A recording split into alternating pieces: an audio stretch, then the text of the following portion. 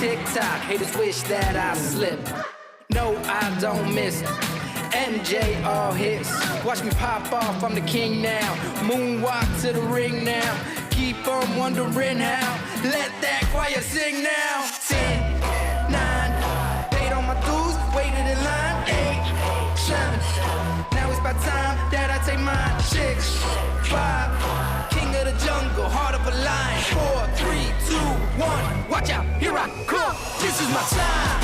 I'm on the rise, can't hold me down, I'm too fly. This is my time, ready to shine, brighter than all of the lights. When it's game time, seconds away and the game's on the line. There ain't no doubt in my mind, beating the buzzer like this is my time. This is my time. This is my time.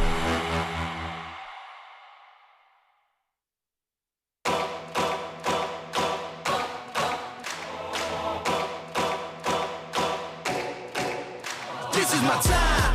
I'm on the rise, can't hold me down, I'm too fly. This is my time, ready to shine, brighter than all of the lights. When it's game time, seconds away and the game's on the line. There ain't no doubt in my mind, beating the buzzer like this is my time. This is my moment.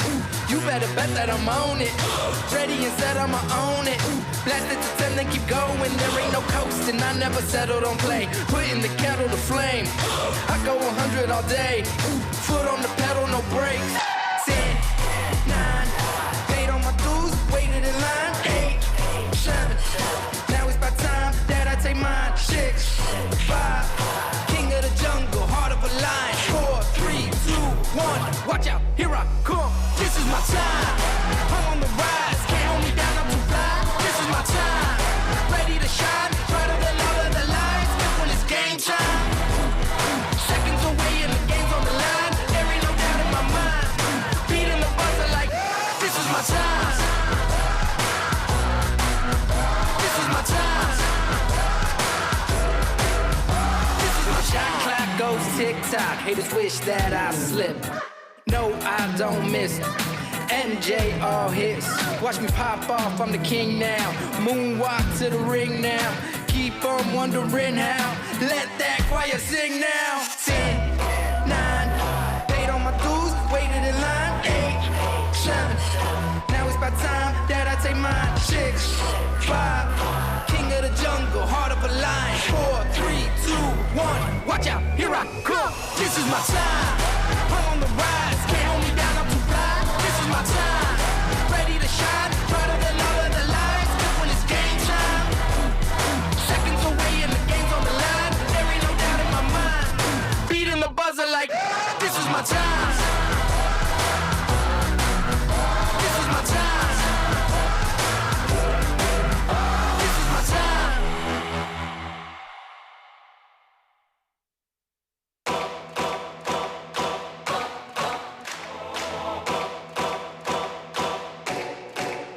This is my time. I'm on the rise, can't hold me down, I'm too fly. This is my time, ready to shine, brighter than all of the lights. When it's game time, seconds away and the game's on the line. There ain't no doubt in my mind, beating the buzzer like this is my time. This is my moment. You better bet that I'm on it. Ready and set, I'ma own it. Blasted to 10, then keep going. There ain't no coasting, I never settled on play. Putting the kettle to flame. I go 100 all day. Foot on the pedal, no brakes. 10, 9, paid on my dues, waited in line. 8, 7, now it's my time that I take mine. Hey, good evening, everyone, and welcome to Backroads Broadcasting. Welcome to March basketball. Welcome to the second rounds of the sub-state playoffs, the sub-state championship. Part of this Backroads Broadcasting broadcast presented by Rampage Academy. Welcome to Rock Creek High School, The Rock. Beautiful Flush America, Potawatomi County, Kansas. I'm Tyler Jackson, joined alongside Mr. Xander Dick as we bring you tonight's sub-state championship matchup between the Rock Creek Lady Mustangs and the Tonganoxie Chieftains. The stakes could not be higher tonight. The winner punches their ticket to the Kansas State High School basketball tournament next week in Hutchinson, Kansas, while the season comes to an end for the other side. Once again, I'm Tyler Jackson, joined alongside Xander Dick. We also have Cody Liming, our production director. We also have Cody Roach, and then also Nathaniel Bortnick, our sideline camera operator, part of tonight's crew.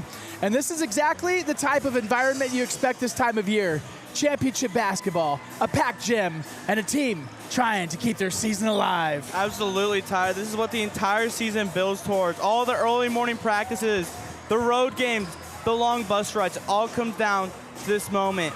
Rock Creek has been tremendous throughout this entire year. One win away from going to the state championship for the first time since 2009. And this Tonganoxie squad tonight is going to bring the energy, and they're not going to make it easy for these Mustangs. Not at all. And besides just the first time since 2009, we're looking for the second trip to state for this girls team for the second time ever. Of course, Rock Creek High School was a consolidated high school between St. George, Flush, and Westmoreland back in 1991. So we're talking 35, 36 seasons of high school basketball. So just tried to find their way to the state tournament for just the second time in school history.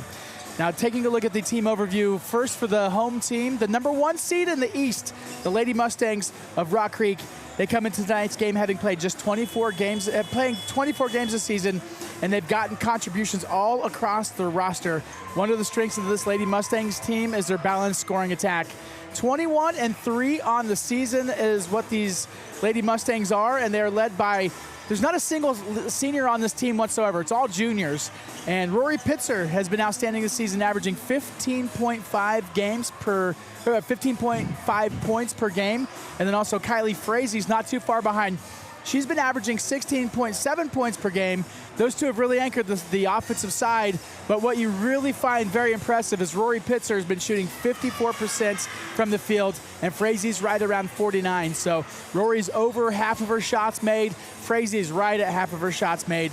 And when your top scorers are that efficient, it makes you extremely, very difficult to defend offensively. But it's not just the scoring with this team either. Lucy Martini has been a huge part of the offense as well, averaging over 4 assists per game, helping distribute the ball and keep the offense flowing.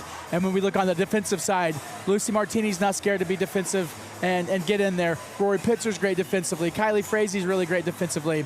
And then when you look at the entire team, when we're talking about rebounding defense, providing minutes off the bench, we've got Riley Freese, Hadley Hake, Reagan Atkins. Those two are both freshmen, and also Kennedy Whaley. They've all been playing super important lineups, important roles in the lineup this year, and it gives Rock Creek a depth that becomes very important this time of year. Once again, tonight's broadcast is brought to you by Rampage Academy. So if you're looking to take your athletic performance to the next level, Rampage Academy offers elite training programs for all athletes of all ages, focusing on speed, strength, and skill developments. Their experienced coaches help athletes build confidence and maximize their potential. You can check them out online or stop by Rampage Academy and see why so many athletes across the area are choosing Rampage to elevate their game. Of course, you can go ahead and get there. You can find them online at rampage-academy.com. And as you can see on your screen, just a quick little plug before we continue this pregame. Sponsorships are needed. The Mustangs will be state-bound next week.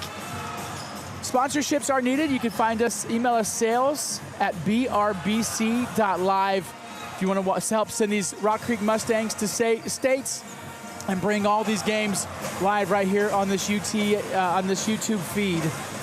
But yeah, nevertheless, as we roll on, we've got some game storylines tonight. Mr. Xander, what we got for some game storylines? Yeah, one thing that stands out really good about Rock Creek is their defensive activity, with Lucy Martini averaging 2 steals a game, Kylie Frazee adding 2 more steals per night.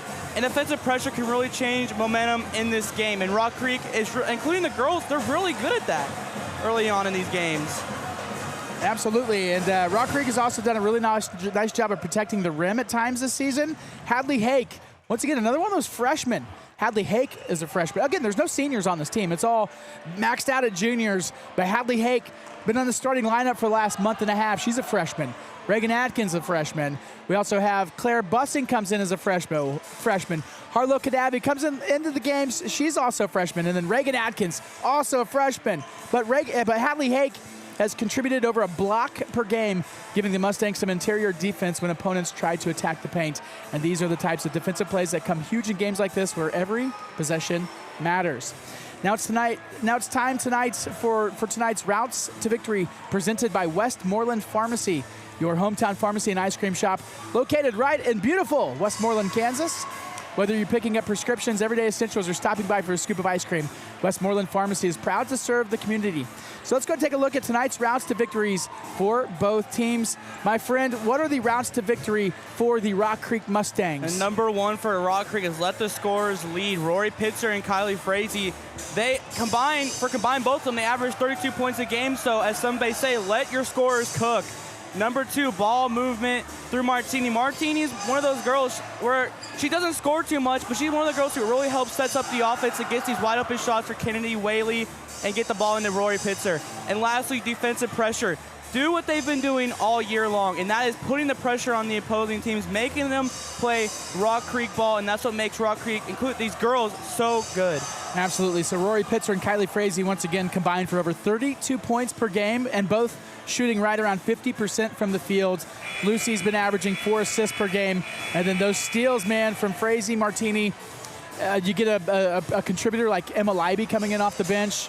This team's very strong defensively, and once they decide to do a full court press, goodness. Well, continuing the routes to victory, once again presented by our friends at Westmoreland Pharmacy, your hometown pharmacy and ice cream shop. Let's take a look at the Tonganoxie routes to victory, Mr. Zander. What we got? For Toggy, it's Tonganoxie, sorry. It's for Tonganoxie, you know, it's Kansas, it's part of the state. Rock Creek's tempo. Rock Creek thrives when the game speeds up, so for Tonganoxie, they gotta make Rock Creek play their game. Number two, limit Pitzer and Frazee. When these two girls are hot, it is really hard to cool them down. So Tonganoxie's really gonna start off strong here and put them on ice. And lastly, you have to win the rebounding battle. Rock Creek has Rory Pitzer, a 6-foot-tall junior who they really rely on, but don't be surprised. Tonganoxie has a 6'1" junior. Actually, I believe, sorry, on my paper, I mean, it's junior or... Yeah, she's a junior. Junior, yeah. Yep. Junior, which this will be really interesting to see how Tonganoxie is able to match up well against Rory Pitzer. As Rory Pitzer's really been their offense, but Tonganoxie with this tall girl could really change momentum of this game. Yeah, absolutely. Like looking at this Rock Creek team, I mean, just the culture that it has become Rock Creek basketball in 2025 and 2026. It was updated on Wednesday night whenever the boys won their sub-state game over Lewisburg, but between the boys and the girls, varsity, JV, and freshmen, we are combined. Rock Creek is a combined 104-6 on the season, which is just unbelievable. But all of the Rock Creek teams, it doesn't matter who's playing behind the jersey, the name in front of the jersey means going really fast. So you definitely want to control the pace, force Rock Creek into half-court possessions. You got to contain the star players of this team, and then also you got to limit Rock Creek to one-shot possessions. I mean, you really do. You don't want to give them any second-chance opportunities. So those are some really key factors for tonight. When you look at Rock Creek's season, the games where they've had the success usually involves efficient scoring from their top players and a strong defensive energy. And that defensive pressure can be huge tonight, as sub-state championship games are often emotional, and if Rock Creek can create a few turnovers early and get the crowd into it, that could be a huge advantage. And I know we were talking about it. You mentioned it. You brought it up first thing, Xander, that last year you were just looking at it. I mean, we were 45 minutes from game time, and you're like, you know, we really can't believe a year ago we were playing Bishop Miege tonight. It would have been the game against Bishop Miege. Rock Creek, the same Rock Creek team, lost last year and didn't make it to state. It was a very heartbreaking loss, but what else have to realize, that team last year had 2 seniors on it, which really can really change how the teams play. But tonight, we don't think about what happened last year. We worry about what is right ahead of us, and right now ahead of us is the Tonganoxie Chieftains. Absolutely. Well, once again, thank you so much to the Westmoreland Pharmacy, your hometown pharmacy and ice cream shop, for bringing us our routes to victory. Tonight's broadcast brought to you by Rampage Academy, helping athletes in our area train harder, move faster, and compete at the highest level. We'll be right back with our final thoughts before the game officially tips off. Also, we'll be breaking out the starting lineups. Right now, we're going to be pausing for the playing of the national anthem. Welcome to The Rock on Backroads Broadcasting, home of the Rock Creek Mustangs.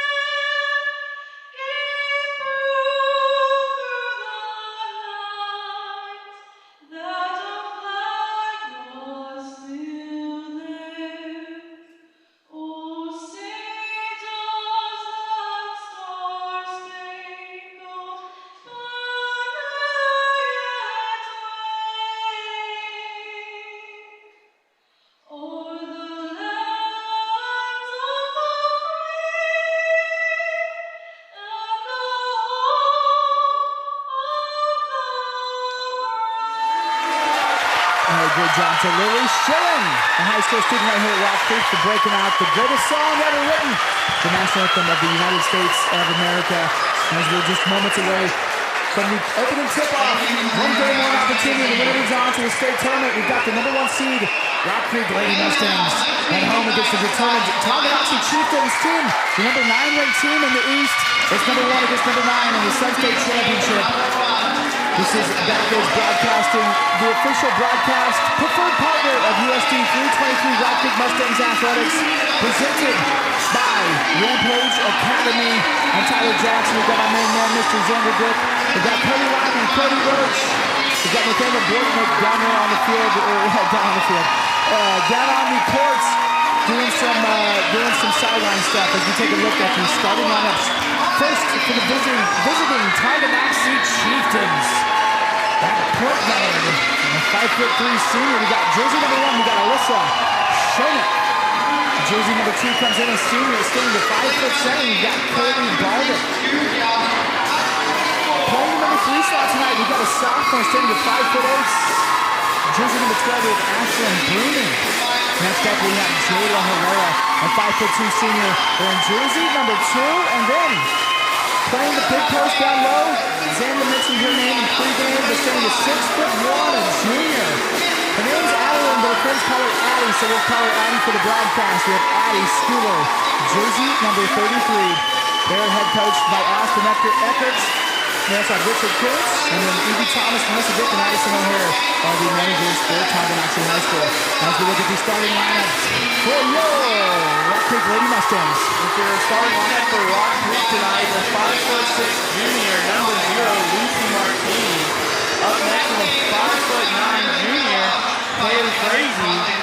Up next, we have a 5'6" junior, Riley Freeze, #24. Up next, is a 6' junior, #25, Rory Pitzer. And last but not least, a 5'8" freshman, #35, Kathy Hurst. Absolutely fantastic starting lineup for Rock Creek. As the Tonganoxie Chieftains come in tonight, 13-8 on the season, 7-6 in the tough Frontier District play, where they went up against the likes of Bonner Springs, Baldwin, Spring Hill, Eudora, Paola, Ottawa, and Lewisburg. It's a huge, huge game tonight. Winner goes to state for Rock Creek. Looking for their first state bid since 2009. Only the second time ever in school history where the Lady Mustangs make it to the state tournament. This time in Hutchinson, they want to make it to next Tuesday for the quarterfinal games as we see Rory Pitzer up against Addie Schooler. And Schooler's going to win the opening tip-off as the Tonganoxie Chieftains are going to be going from left to right on your screen in their red jerseys, red tops, red bottoms, white trim. Rock Creek are going to be in their home whites with black trim with the script Mustangs across the front and the Jumpman logo above their right chest. As that first shot is going to be put up by Ashlyn Bruni. She's going to miss that. It's going to be rebounded by Lucy Martini going the other way for the Mustangs as Martini's going to throw it over to Hadley Hake up top to Kaylee Frazee. Frazie's going to throw it over to Martini. Martini back over to Frazee. Frazee down low out to Hake. Hake for three from the left wing, and no. She's going to miss that one by quite a bit. Not even hit any rebounds. It's going to be a backside rebound to Kaylee Baldick of the Chieftains. And so far already going to be a defensive battle tonight as both teams already forced a miss on both sides. So like to see who scores first. As we see a three-point attempt from the left wing by Jayla Herrera. It's going to fall a little soft. It's going to roll out of bounds, going to be in favor of the Lady Mustangs, but Herrera on the ground, not feeling too well, as we're going to let the team physicians for the Chieftains come out, and we'll go ahead and give a big shout out to our first quarter sponsor. We want to give a big thank you to Fox Home Innovations. At Fox Home Innovations, we know your home is where life happens. That's why we handle everything from home services and remodels to custom additions and even new home builds. Whether you're updating a kitchen, transforming a bathroom, or creating more space for your family, our design build team guides you every step of the way. We focus on clear communication, detailed planning, and a client experience where you feel confident and well supported throughout the entire project. Fox Home Innovations, quality craftsmanship, exceptional service, and homes built around you. Of course, you can find more online at foxhomeinnovations.com, a proud supporter of Rock Creek Mustangs Athletics and USD 323 Sports. As we give a bigger round of applause to Jayla Herrera. That's tough. She got one shot attempt off. We're 57 seconds here into the opening quarter of the opening possession of the game as she's being carried off.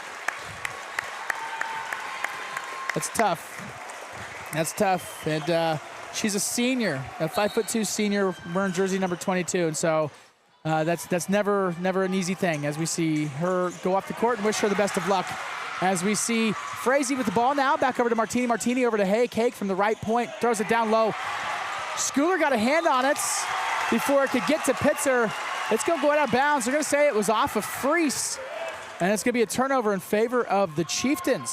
So far, Tonganoxie is doing their job, and that's really limiting how much the ball Rory gets. So far, that's something you're really looking for if you're a Chieftain fan. As we see Adlin Johnson coming into the game for Herrera, 5'11" sophomore, getting her first minutes as the ball's going to be picked up by Bruni. Great defense by Frazee. Yeah, really lockdown defense so far here from both teams. I mean, there's really no way to get into the paint. You know, this is, Tonganoxie was in sub-state last year in softball, and when Tonganoxie and Rock Creek get together, it's always a battle. It doesn't matter what the sport is. As the ball's going to be inbound and thrown down low to Johnson. Johnson's going to miss on the backside. Rebound to Freese. The Mustangs quickly from right to left as Frazee, with some good ball handling skills, is up against a pretty tough Ashlyn Bruni. Picks up her dribble, throws it up to Freese. Freese hands it off to Martini. Martini from the points. Back off to Freese. Freese is going to shoot a three. High arcing shot off to the right side. Hake had a pretty good shot, pretty good job to try to stop it from going out of bounds, but she's going to step on the baseline, and it's going to be in favor of the Chieftains. So nearly 2 minutes into this opening quarter, we're still looking for the first score of the game as that full quarter court press, which Rock Creek proves to be quite effective at, is well underway. As Shawnick now has the ball, she's going to drive it herself, throw it up with her right hand from the left side. She's going to miss it. It's going to be rebounded by Pitzer. Pitzer's going to have to Frazee. Frazee try to get it the other way, throw it to Hake in the right wing. Hake with the ball above her head, throws it back out to Frazee. Frazee looking to see what to do with it, throws it back over to Hake, down low to Pitzer. Pitzer's going to put that up, not going to be able to score, but she's going to get hacked on the way to the basket, so it's going to send her to the free throw line to shoot two. If you're Tonganoxie here, that is probably one of the last people you want shooting free throws, as Rory is really good at shooting them. She's proven to be ice cold this season, as she's going to be 1 for 1 so far, scoring the first points of the entire game. 5:41, so we're 2:29 into this game, and that's the first points. As Rory Pitzer is going to be going to the free throw line. Alyssa Shawnick was the one charged with that foul, as we see Pitzer miss her second free throw. Rebound goes to Adlin Johnson. The ball's ripped out by Martini. It could have been a jump ball. It's going to be saved in favor of the Chieftains by Adlin Schooler. Instead of losing the ball on the way out of bounds, they're going to say that was a block on Lucy Martini, I believe. No, they're going to call that on Frazee. So that's going to be Kylie Frazee's first personal foul, first team foul for the Mustangs here in the first quarter. 5:30 off the clock, 1-0. Rock Creek with the advantage into the offensive scoring zone for the Chieftains. Down low to Schooler. Schooler over Pitzer. That's going to be Pitzer. That's going to be a huge battle all night long, as Shawnick now has it, being guarded by Hake. Down low, stolen by Lucy Martini. Great job for that defender to get her hand on it. Averaging 2 steals per game all season long. She's been one of the top defenders for this Rock Creek team, as she's going to take it all the way. The ball's going to be poked out by Shawnick. It's going to be back over to Shawnick. She's going to take it over. There's numbers for the Chieftains, as the ball's going to be put up by Bruni. Bruni's going to miss the shots, but she got fouled on her way to the basket. It's going to send her to the free throw line to shoot two. Rock Creek already having 2 fouls to start off. Rock Creek this season, especially for the Lady Mustangs, they've had some fouling troubles early on. And that's tough, because that's going to be Kylie Frazee's second personal foul. 3:03 here into the first quarter. That's something that you don't want to happen for somebody that is just so super important for this team. As we see, Ashlyn Bruni missed the first of 2 free throws, much to the love of the Rock Creek student section directly in front of her, which is not easy to you got the student section on the right, you got the band on the left, and both of them go pretty crazy as Bruni makes her second free throw, and we're tied up 1 apiece. It's basically a softball score as Frazee picks it up. The home crowd wants a travel, but Frazee's going to put that up. Good defense by Shawnick. Backside rebound to Bruni in favor of the Chieftains, going from left to right now. Yeah, Rock Creek's starting off really good with being able to attack the paint. They're just not able to get those looks they've been looking for. And if you're a Chieftain fan, that's really what you're trying to make Rock Creek do, not get open looks. Absolutely. As the ball is thrown down, they're going to call a travel. So that could have been, the Tonganoxie fans are wanting to foul on Pitzer, but they're going to call a travel on Schooler instead. And so it's going to be a turnover as we see the first substitutions of the evening for the Mustangs, as we see Kylie Frazee and Hadley Hake head to the bench in favor of Kennedy Whaley and also Reagan Atkins. Atkins, a defensive specialist, a huge freshman, playing some valuable minutes this season, having a great year. As the ball's almost stolen by Frazee. It was picked up by Martini. Martini jumped over the baseline, so they're wanting a backcourt on her, but instead they're going to call a foul on Adeline Johnson. So that worked out for the home team.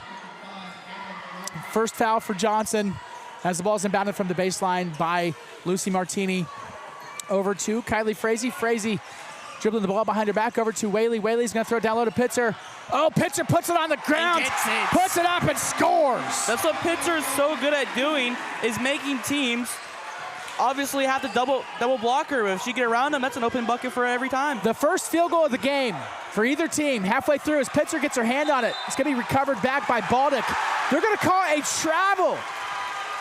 So another turnover for the Chieftains. But Rory Pitzer scoring all 3 points for Rock Creek tonight. Got her hand on that one defensively. Bruni tried to grab it, or pardon me, Baldick tried to grab it, and they wanted a foul. The visiting fans from Tonganoxie wanted the foul on that, but they're going to call a travel instead as Frazee brings the ball up court. Good defense by Ashlyn Bruni. It's Kendi Whaley from the right wing. He's going to put up a three. It's going to hit off the front of the iron. It's going to be rebounded by Johnson for the Chieftains going the other way. Yeah, really great defense here by the Chieftains. Not really letting Rock Creek have an open shot. As we see a Euro step by a shot put up by Schooler. Schooler's going to miss it. Rebounded by Pitzer. Hands it off to Frazee quickly the other way. Kendi Whaley from the right corner now. Looking at something to do with it. Puts it on the ground. Throws it over to Frazee. Back over to Whaley. Whaley from the right corner. They were hot on Tuesday night from that right corner. Tonight a little dry as Whaley's three-point attempt is going to fall into the hands of Tonganoxie. And the team in red will be having the ball going from left to right. As Johnson's going to have the ball now. Off the wing, handed off to Bruni. Bruni back over to Johnson. Johnson over her head pass down low to Schooler. Schooler over Pitzer, puts it up and scores. So Adeline Schooler scores her first points of the game, the first field goal for Tonganoxie. And so far in what's been a defensive contest here, mostly through nearly 3/4 of the first quarter, we're looking at 3-3 with 2:39 left. As Kendi Whaley throws it down to Reagan Atkins, down low to Pitzer. Pitzer not able to get quite the handle on it, saves it, throws it back out to Frazee. Frazee throws it over to Atkins. Atkins for three, puts it up. Backside air ball. Rebounded by Schooler, going the other way. So Rock Creek a little bit unorthodox tonight. How many times they've actually had air balls? I don't want to call it out, but they've had a few air balls. As the ball is going to be taken down by Shawnick. Shawnick's going to put that one up and score her first points of the game. So 5-3. The Chieftains with their first lead of the game. Kendi Whaley now from the right wing, throws it back out to Frazee. Frazee averaging 16.7 points per season, still looking for her first basket this game. As Whaley shoots a three from the right wing. She's gonna miss that. Pitzer not able to grab a hand on it before Shawnick grabs it for the Chieftains. She looks over to her coach, Austin Eckerts. He calls the play, and they're quickly going the other way. As Shawnick, a jump, stop, spin move, puts it up, misses it. It's rebounded by Frazee. Frazee over to Whaley. Whaley puts her dribble down now, throws it over to Martini. Martini over to Atkins. Atkins from the left wing for three. She's gonna hit the rim, miss it. Pitzer, rebound, turn around, spin move, puts it up, not able to get it to go. But she gets fouled on her way to the basket and is gonna go to the free throw line to shoot two. Yeah, great job there by Pitzer. Just right after the missed three, she's able to find a way to get that ball and get that shot up for a foul. And we're going to time out here by the Chieftains. Kaylee Baldick is called for the personal foul right there, so that's going to be the third team foul now for Tonganoxie. Timeout's going to be called. It's going to be a 30-second timeout called by Austin Eckert, the head coach of Tonganoxie.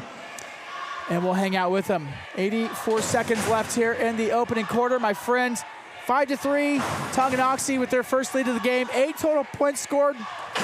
It's kind of been what we expected from what we knew would be a battle. Yeah, exactly, and you got to give credit where credit's due. Yeah, this Rock Creek has allowed 5 points, but you have to realize all of these shots have been not really layups. They've been really kind of floaters because Rock Creek has really defended that inside the paint shot. But for Tonganoxie, all 3 of the points so far has been free throws. Actually, all 3 of their points have been free throws, but you have to understand that Rock Creek has been getting into the paint pretty easily for them so far. Great defense from both teams in this one. Kind of knew that's what it would be, as we're going to be seeing there's been a total of 5 fouls in the game, as we're going to see Rory Pitzer go to the free throw line to shoot 2. Hadley Hake's going to be coming into substitutes. The refs are going to let her come in. I think they're going to say, hey, hold on. Let's get the first one off. As Pitzer's first free throw is going to be up and nothing but nets. Make it 4 for Pitzer.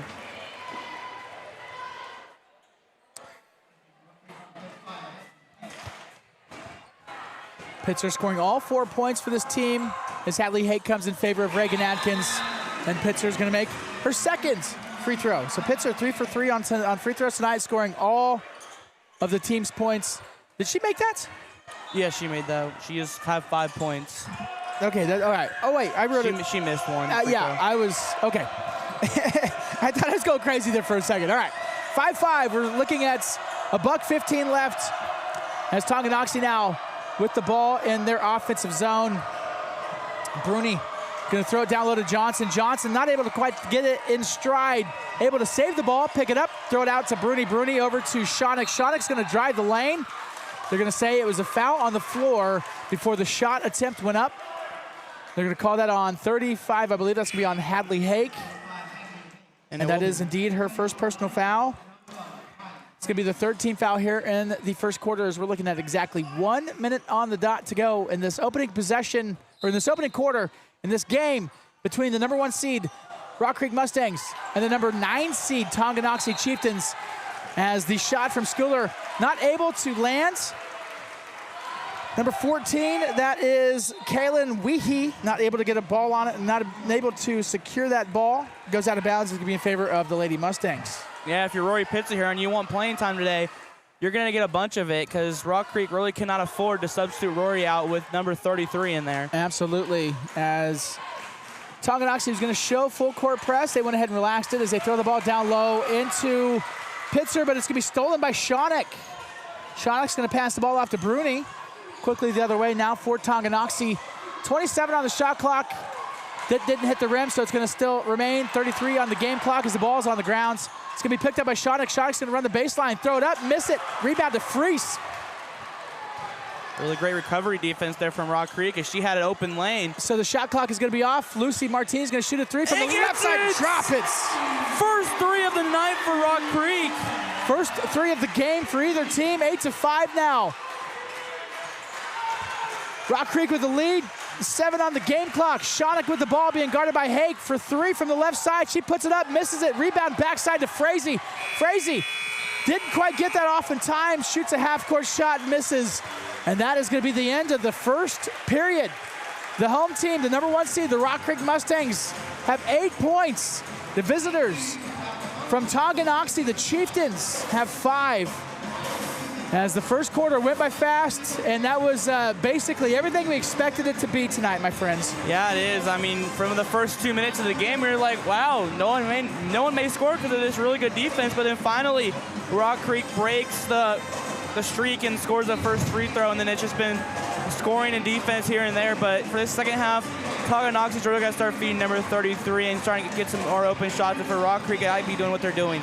They have had so many open threes opportunities, but they just have not gotten all of them to fall except for the one. But so far for both teams, keep doing what they're doing, but Toggy's got to really find a way to get some more shots to fall in. Rory Pitzer averaging 15.5 points per game this season, has 5 points for the Mustangs. Lucy Martini has a 3. Here's the 8 points total for the Mustangs. And looking at our visitors from Tongi, Alyssa Shonik has 2 points. Ashlyn Bruni has 1, and then Addie Schooler has 2. So there's the 5 total team points. The possession arrow to start off the second quarter is in favor of the Mustangs. So it'll be in favor of the home team as the ball's going to be bounded on the baseline by Lucy Martini. Kylie Frazee awaits the inbound pass, as Martini does give it off to Frazee. Frazee being guarded at the half-court line by Ashlyn Bruni. Frazee with her right hand over to her left, puts that one up. She's going to put the shot up, and she's going to get the and one. What a shot by Frazee. Kylie Frazee taking that one in. She dribbles in with her right hand, throws it over to her left, comes back up with the shot, and the right hand gets fouled on her way to the basket. It bounces around the rim, kind of does a little dink, dink, doink, doink, and drops in.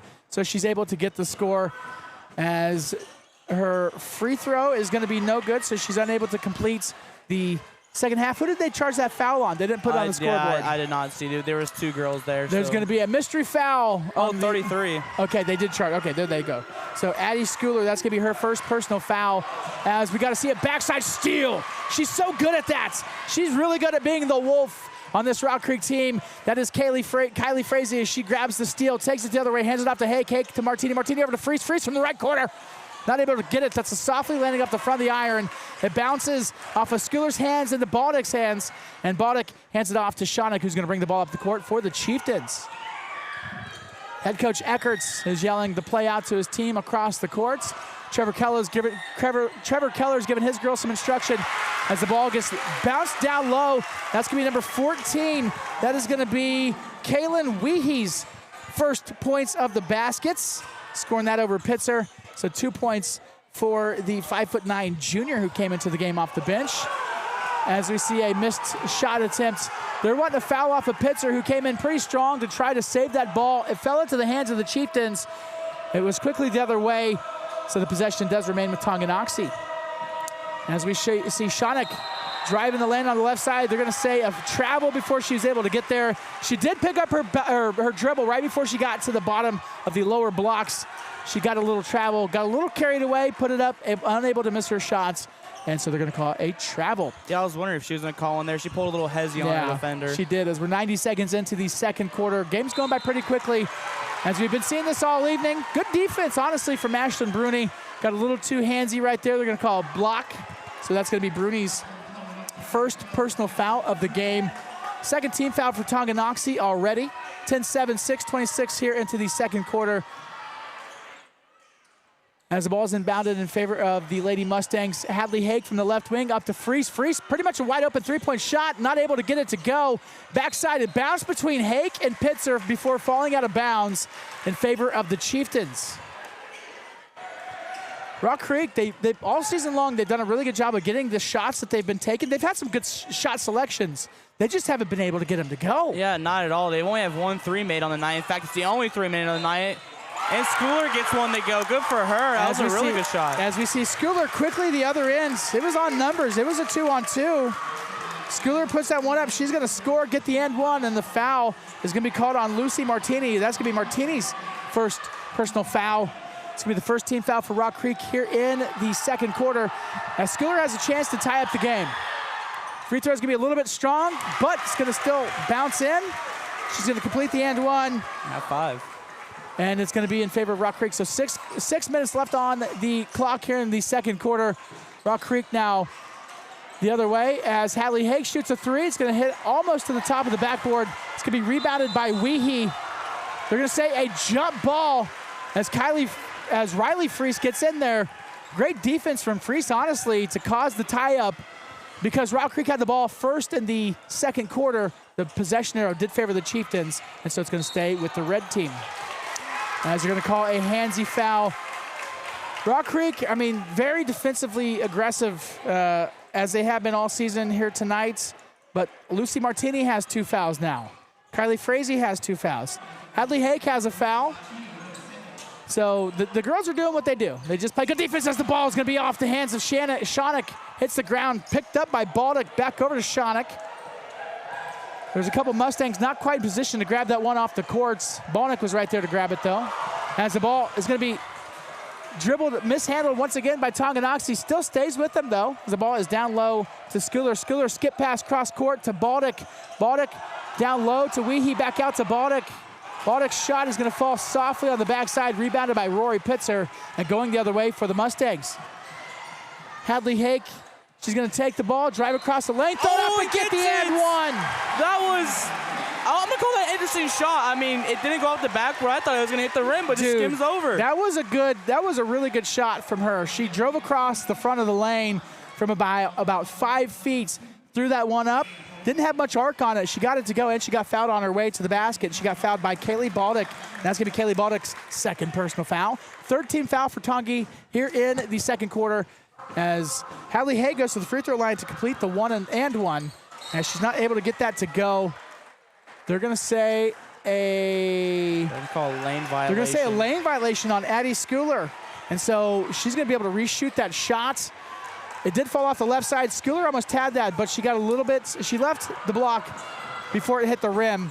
And so Hake's second attempt, she's still going to miss it. And it's going to be picked up by Tonganoxie going the other way for the Chieftains. As Shonnick's going to take the ball all the way. They're going to say that this foul, hopefully that's going to be on Freese instead of, okay, they're going to call that on Hadley Hake. All right. I was looking at somebody that didn't have so many fouls actually, but that's going to be Hadley Hake's second personal foul.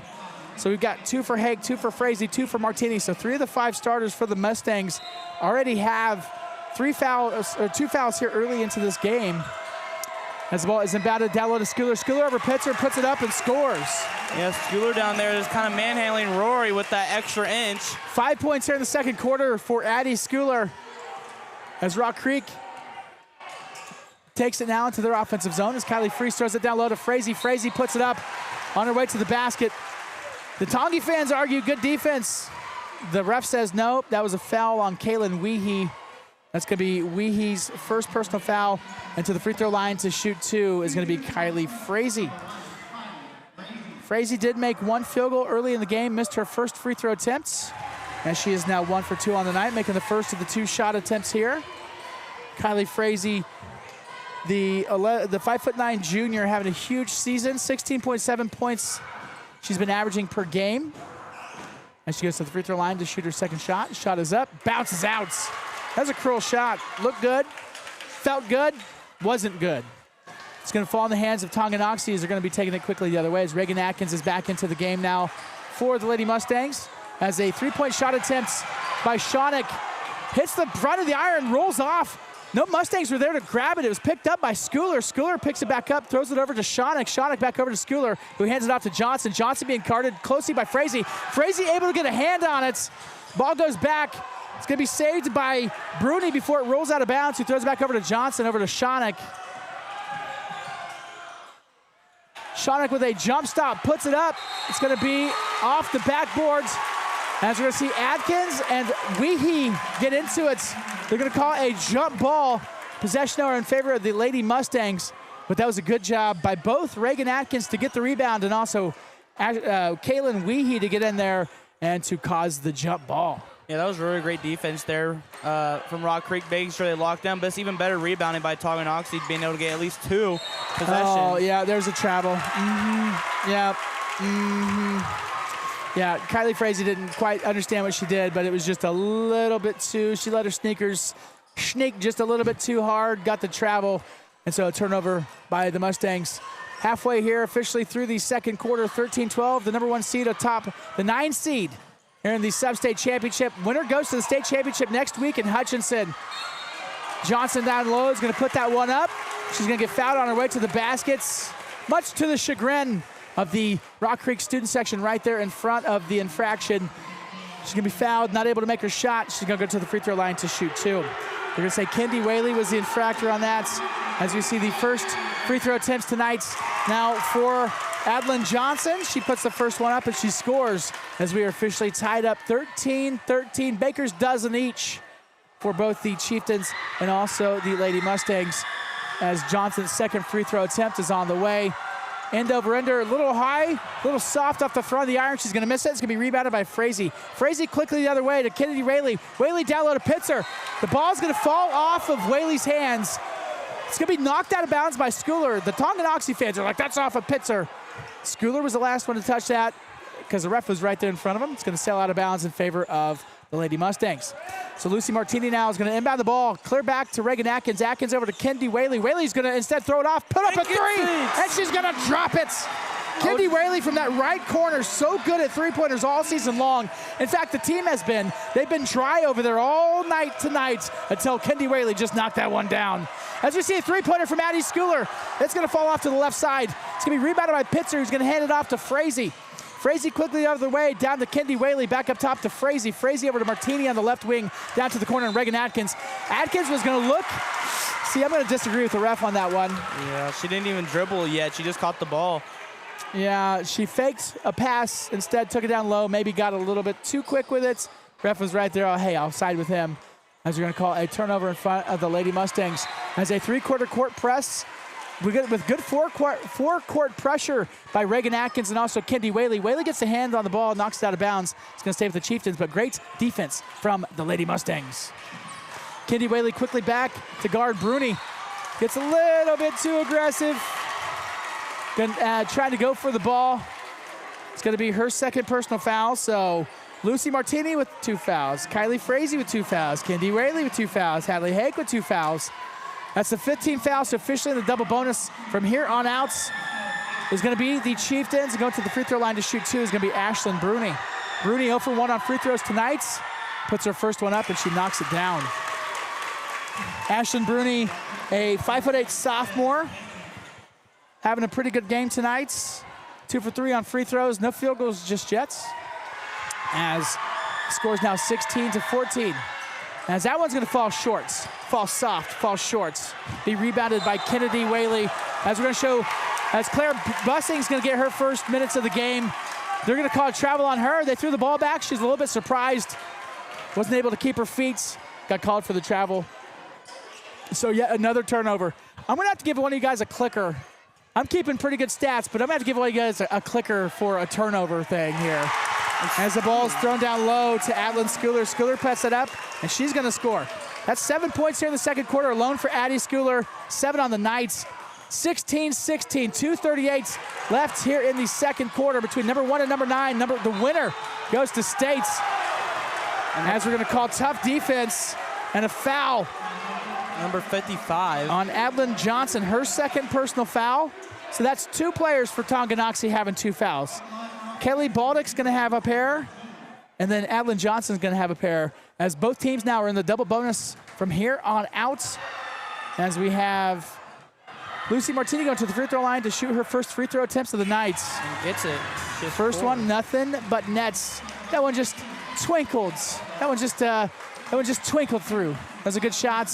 As we see Claire Bussing and also Kendi Whaley go to the bench in favor of Kylie Freese and Rory Pitzer.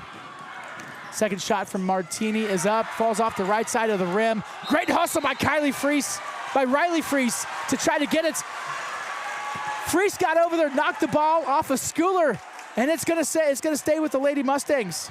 I have called Riley Kylie. We've done every game all season, right? I've called Riley Kylie 100 times, and I do apologize. Riley, you're the best. I sure appreciate you. As her defense right there was great. She did get it. Martini puts up a 3-point attempt. Freese gets the backside rebound. Skip pass, cross courts. Soft pass stolen by Bruni. That was attempted for Frazee, but picked off by Bruni. Bruni's going to take it her other way herself. And so they're going to call an offensive foul.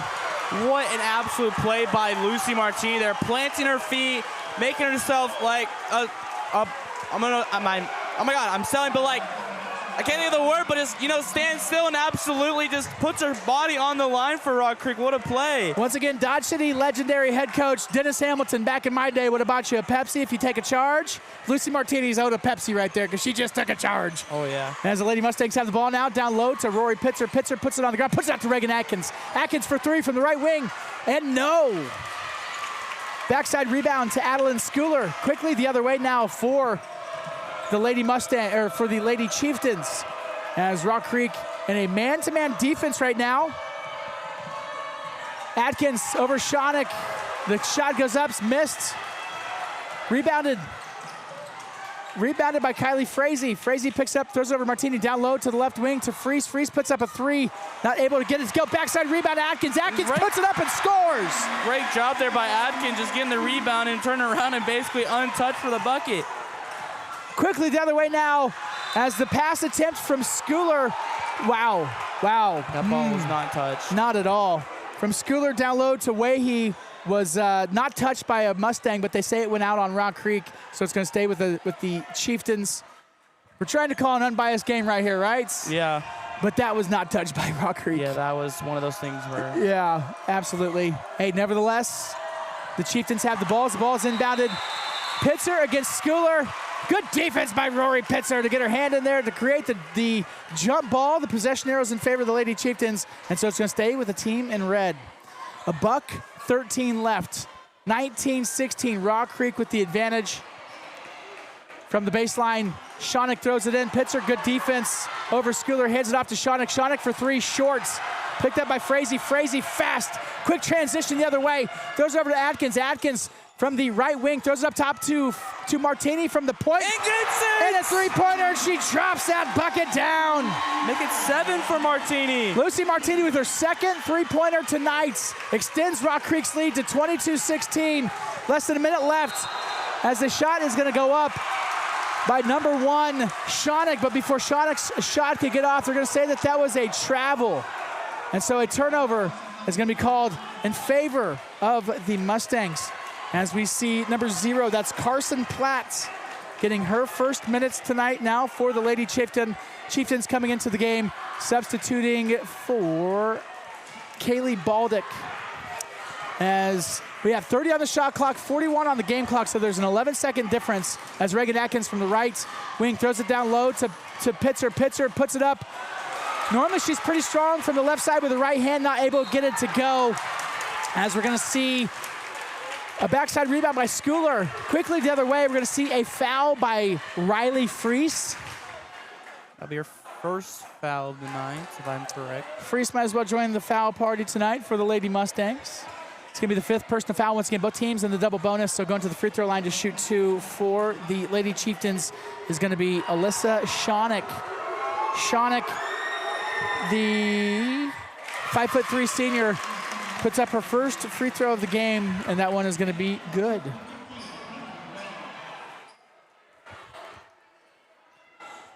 Getting some substitutions in here for both teams. 30 seconds on the dot left here in the game. Shot clock off for either team that rebounds this. As Shawnick's second shot, never mind, sorry. For whoever would have got it if it would have been a rebound. As Shawnick makes both free throws, 22-18.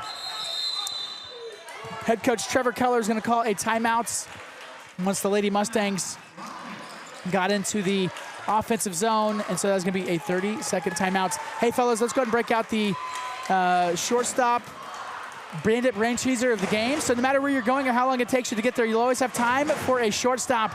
Before it was known by its current name, which Kansas town, originally founded in 1856 as Rock Creek, was renamed just 11 years later? We'll give you a hint. It was in this county, it was in this area, but what current Kansas town was originally called Rock Creek, but had to rename themselves because there was already a Rock Creek in existence? Good one. I think I have one in mind, but obviously won't say my answer. Do you? All right. Well, I narrowed it down to Pot County, and if you really start looking at Pot County, by the time we're talking about Soldier and Onega and all and Westy, all of them, East Manhattan, if you will, there's a lot of towns it could be. So we'll tell you that answer in the second half. Once again, the Bandit Brain Teaser brought to you by Shortstop. No matter where you're going or how long it takes you to get there, you'll always have time for a shortstop. 22 seconds left on the game clock as Kylie Frazee gets the ball inbounded. 15 seconds go. 15, 14, 13. Kylie Frazee looks like Rock Creek is going to just get one shot off. 10 seconds to go. Frazee, pass attempt intended for Martini is going to be stolen by Balnick.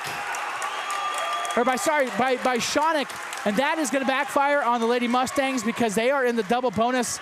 Two terrible things about that, or two not good things. Kendi Whaley, that's going to be her 3rd personal foul. And that's going to send, instead of having one shot left, I mean, that was a bad pass, let's be honest. A bad pass from attempt from Frazee over to Martini. That's going to send Shawnick to the line to shoot the double bonus as her first shot is going to go up and she's going to score. So right here in the second quarter, actually last several seconds, 3 for 3 on free throws. And she's going to go to the free throw line now to shoot her second of the double bonus. She's going to hit that one. 4 for 4 on free throws. As we got 4.5 left, Frazee with the ball quickly the other way. She's going to put it up, off-balance shots. And that could have been could have been a 2 or 3 point play for Rock Creek with one shot left. ends up being basically a 4 to 5 point swing. And instead of a 22 to 18 plus lead at halftime, it is now 22 to 20. And that is going to be our halftime score as the number 1 seed Lady Mustangs, the home team, the number 1 seed in 4A Bracket East, has the lead over the number 9 seed, the Lady Chieftains of Tonganoxie.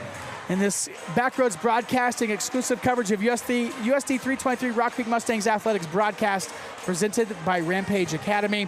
And before we roll out, you want to take a quick little break? Why don't we do that? We'll take a quick little break. We'll regather our thoughts, get some second half statistics, and we'll be right back with some second half coverage. 22-20, Rock Creek with the lead at halftime. You're watching exclusive coverage of the Sub-State Championship game between Rock Creek and Tonganoxie right here on Backroads Broadcasting. This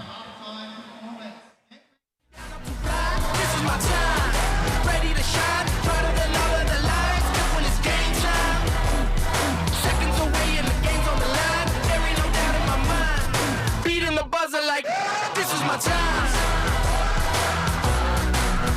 This is my time. This is my time.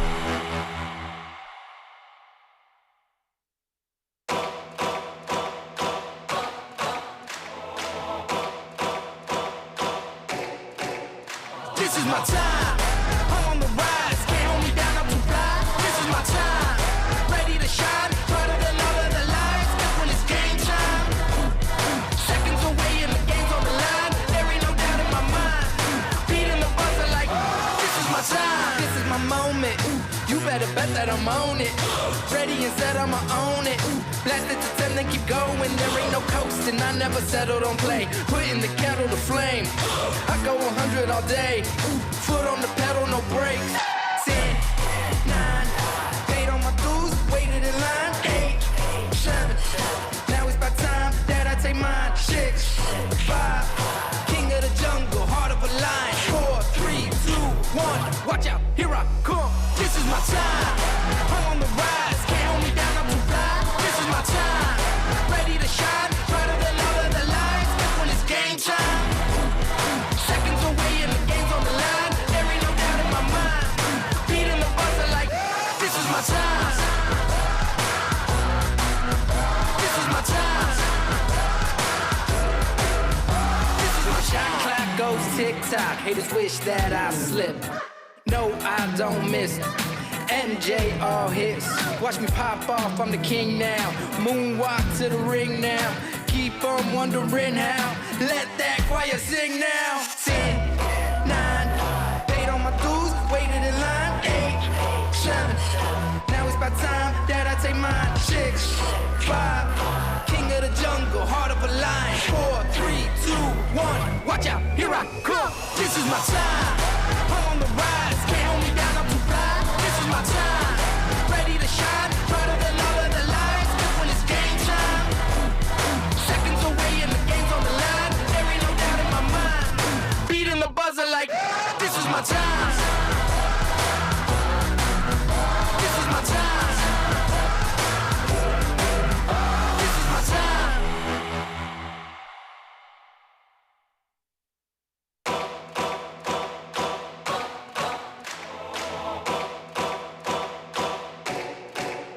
This is my time. I'm on the rise. Can't hold me down, I'm too fly. This is my time. Ready to shine, brighter than all of the lights. When it's game time, seconds away and the game's on the line. There ain't no doubt in my mind. Beating the buzzer like this is my time. This is my moment. You better bet that I'm on it. Ready and set, I'ma own it. Blast it to 10, then keep going. There ain't no coasting, I never settled on play. Putting the kettle to flame. I go 100 all day. Foot on the pedal, no brakes. 10, 9, paid on my dues, waited in line. 8, 7, now it's about time that I take mine. 6, 5, king of the jungle, heart of a lion. 4, 3, 2, 1, watch out, here I come. This is my time. I'm on the rise, can't hold me down, I'm too fly. This is my time, ready to shine, brighter than all of the lights. When it's game time, seconds away and the game's on the line. There ain't no doubt in my mind. Beating the buzzer like this is my time.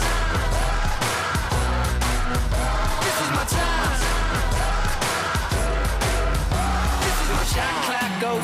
TikTok, haters wish that I slip. No, I don't miss. MJ all hits. Watch me pop off, I'm the king now. Moonwalk to the ring now. Keep on wondering how. Let that choir sing now. 10, 9, paid on my dues, waited in line. 8, 7, now it's about time that I take mine. 6, 5, king of the jungle, heart of a lion. 4, 3, 2, 1, watch out, here I come. This is my time, I'm on the rise. Can't hold me down, I'm too fly. This is my time, ready to shine. Brighter than all of the lights, cause when it's game time. Seconds away and the game's on the line. There ain't no doubt in my mind. Beating the buzzer like, this is my time. This is my time. This is my time.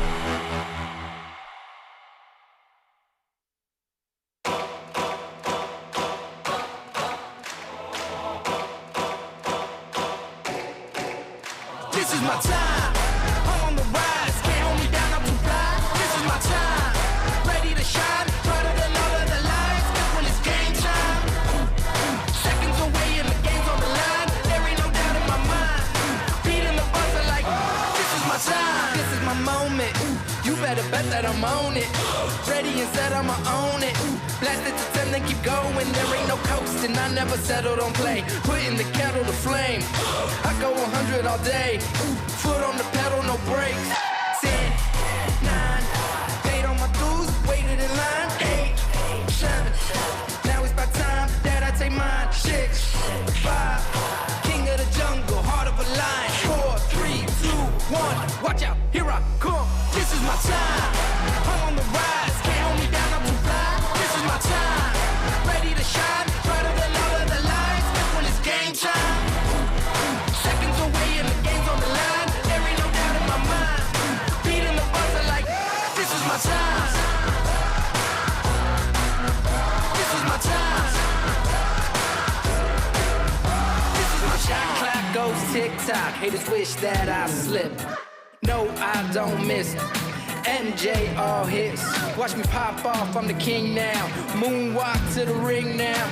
Keep on wondering how. Let that choir sing now. 10, 9, paid on my dues, waited in line. 8, 7, now it's about time that I take mine. 6, 5, king of the jungle, heart of a lion. 4, 3, 2, 1, watch out, here I come. This is my time, I'm on the rise. Can't hold me down, I'm too fly. This is my time, ready to shine, brighter than all of the lights. Cause when it's game time, seconds away and the game's on the line. There ain't no doubt in my mind. Beating the buzzer like, this is my time. This is my time. This is my time.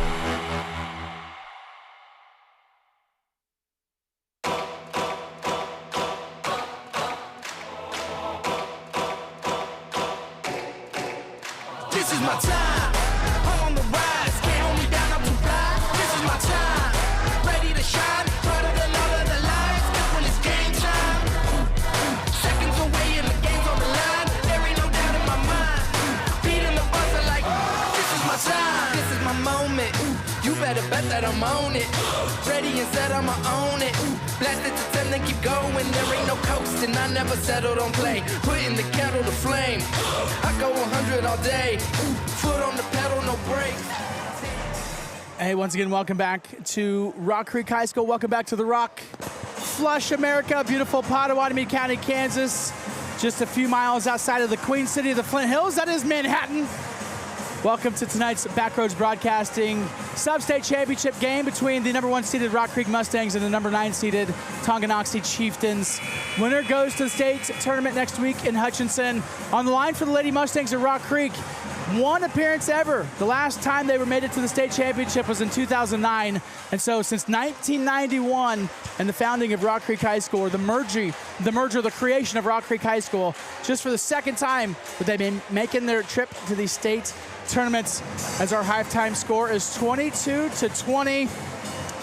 My friend Tyler Jackson, joined alongside by Mr. Xander Dick. My friend, looking at the scorecard for Rock Creek, so they scored 8 points in the first quarter. Tongi scored 5.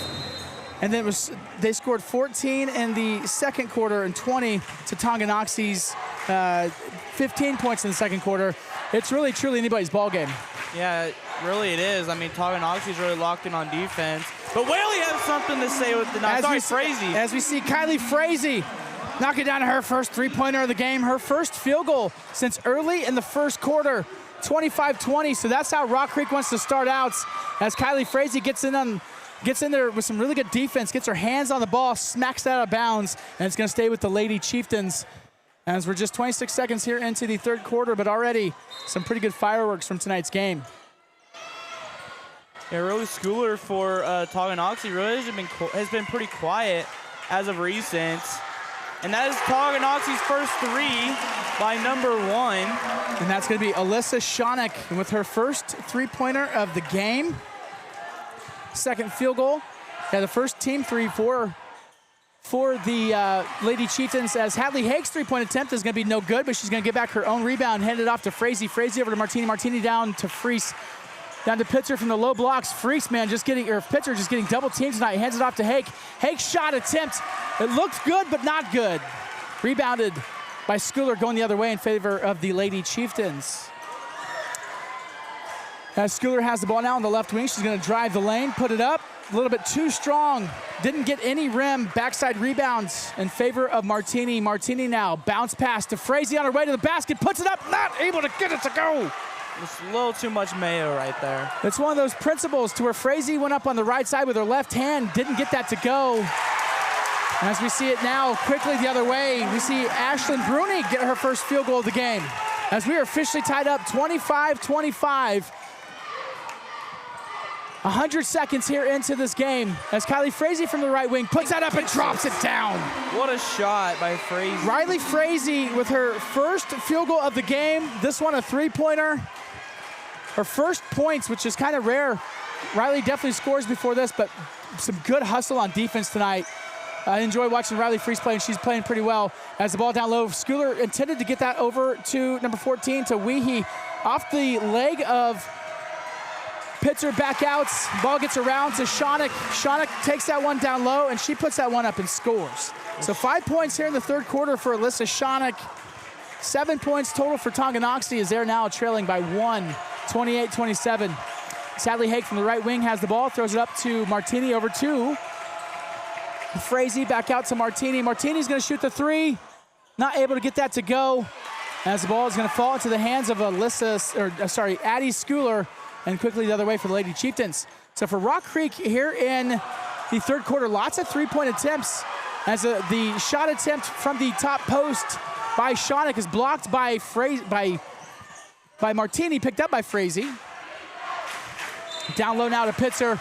They're going to call a floor foul on Kaylin Weehee before the shot attempt. I guess she didn't even take a shot attempt, but before the attempted shot attempt. As that is going to be the second personal foul now for Kaylin Weehee. Give a standing ovation to number 22. Because she's the 7th player off the bench coming in. Oh, as we see back into the game, we've got Jayla Herrera.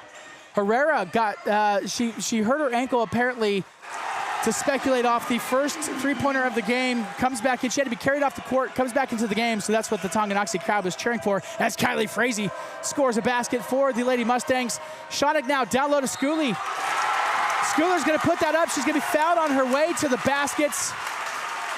And she's going to go to the free throw line in an attempt to make an and one. As that is going to be Hadley Haig's third personal foul. First team foul for Rock Creek here in the third quarter. Possibly trying to make this game tied right here. As the free throw is going to be no good. Rebounded by Bruni. Bruni out to Herrera. Herrera's three-point attempts would have been heroic. Something out of a movie. Not able to be made, as she is going to be going the other way now for Rock Creek, as Frazee puts up a three-point attempt. They're going to call a backside foul. Looks like it's going to be on Jayla Herrera. A loose ball foul anyway. Indeed. So that's going to be Herrera's first personal foul. Nope, so sorry. They're going to call Kaylee Baldick on that one. That's going to be Baldick's third personal foul. As the ball's going to be inbounded. Good defense by Ashlyn Bruni to get in there, get a hand on it. It's a pass attempt from Martini for Frazee. Got intercepted by Bruni. Bruni knocked it out of bounds, and it's going to stay with the Lady Mustangs. 4:35 left here in the third quarter. We're almost halfway through as Martini from the baseline is going to be inbounding the ball. She finds Pitzer out at the wing. Pitzer's going to put up her first 3-shot attempt, and she's going to drop a dime on that. Pitzer is not just for being down below. She can shoot, too. Rory Pitzer for 3, and doing it in style. That was the three-point line extended. She's got some good defense down low. She was going for the ball, got a little bit too aggressive over Schooler, so they're going to call the first personal foul on Rory Pitzer in the game tonight. It's going to be the second team foul for Rock Creek here in the third quarter, as they're going to call a stoppage in play for a little bit of moisture out on the courts. Xander, my friends, I mean, this game is as advertised, and it's kind of been all that we've expected it to be tonight. Yeah, we're seeing centers shoot the ball. I mean, we've only seen Rory at home shoot 2 threes, and this is her first one she's landed, and I mean, that was not by... That 3 just went in. I mean, nothing but net right there. Absolutely. Shonik from the baseline inbounds the ball to Schooler. Schooler being guarded by Pitzer, puts it up. 5-footer is going to fall softly off the left side of the rim, rebounded by Pitzer, going the other way for the Lady Mustangs. Nearly halfway through the third quarter. Not Freeze, but Frazee's going to put that one up. I'm getting too excited over here. Frazee's going to put that one up. She's going to miss the shots. It is really close to being an and one. She's going to go to the free throw line to shoot 2. They're going to charge that to number 1, Alyssa Shonik. It's going to be her second personal foul, third team foul. As Frazee to the line is going to drop the first of 2 free throw attempts right here. So she is now 2 for 4 on free throws tonight. That's her 5th point here in the third quarter. One of the junior leaders averaging 16.7 points per game this season. Looking to have a bigger game tonight as she's going to miss the second rebound. Goes up, Pitzer almost had it, rolls around, picked up by Fraley. Fraley's shot attempt is going to be no good. They're going to call a loose ball foul. They're going to call that on Riley Freese. It's going to be Riley's second personal foul, third team foul here, 3:57 in the third quarter. So just a little bit over halfway officially through the third quarter in tonight's sub-state championship game. And so each team with 3 fouls. Each team did make it to the double bonus in the second quarter. Been playing aggressive as Rock Creek has a 5-point lead. Playing man-to-man defense now from the right corner. 3-point attempt by Bruni. It's going to be a little bit too aggressive. Go backside. They're going to call a jump ball between Pitzer and Schooley. The jump ball is going to be in favor of the Chieftains, and so the ball is going to remain with Tonganoxie. Yeah, so far on the day, Tonganoxie has not really been able to get the 3 to fall, as they only have 1 3 on the day, and that was right when the second half started. As the ball's going to be batted by Schooler, Reagan Atkins is going to come over, get her hands on it, tie it up. Possession arrow is going to be in favor of the Lady Mustangs. They hadn't reset the clock just yet because it happened so fast that the last jump ball had occurred, but that was officially in favor of the Mustangs. There's a quick little stoppage to confirm that at the scorer's table, as it is now going to be inbounded from Martini over to Frazee. Rock Creek going from left to right on your screen. Tonganoxie from right to left. Thank you so much for tuning in to tonight's Backroads Broadcasting, presented by Rampage Academy. Coverage of the Sub-State Championship as the shot attempt by Martini is not going to be able to go. Picked up by Shonik. Shonik the other way for Tonganoxie over to Schooler. Schooler picks up her dribble out to Herrera. Herrera is going to hit that three-pointer. Something tells me Jayla Herrera is a 3-point specialist.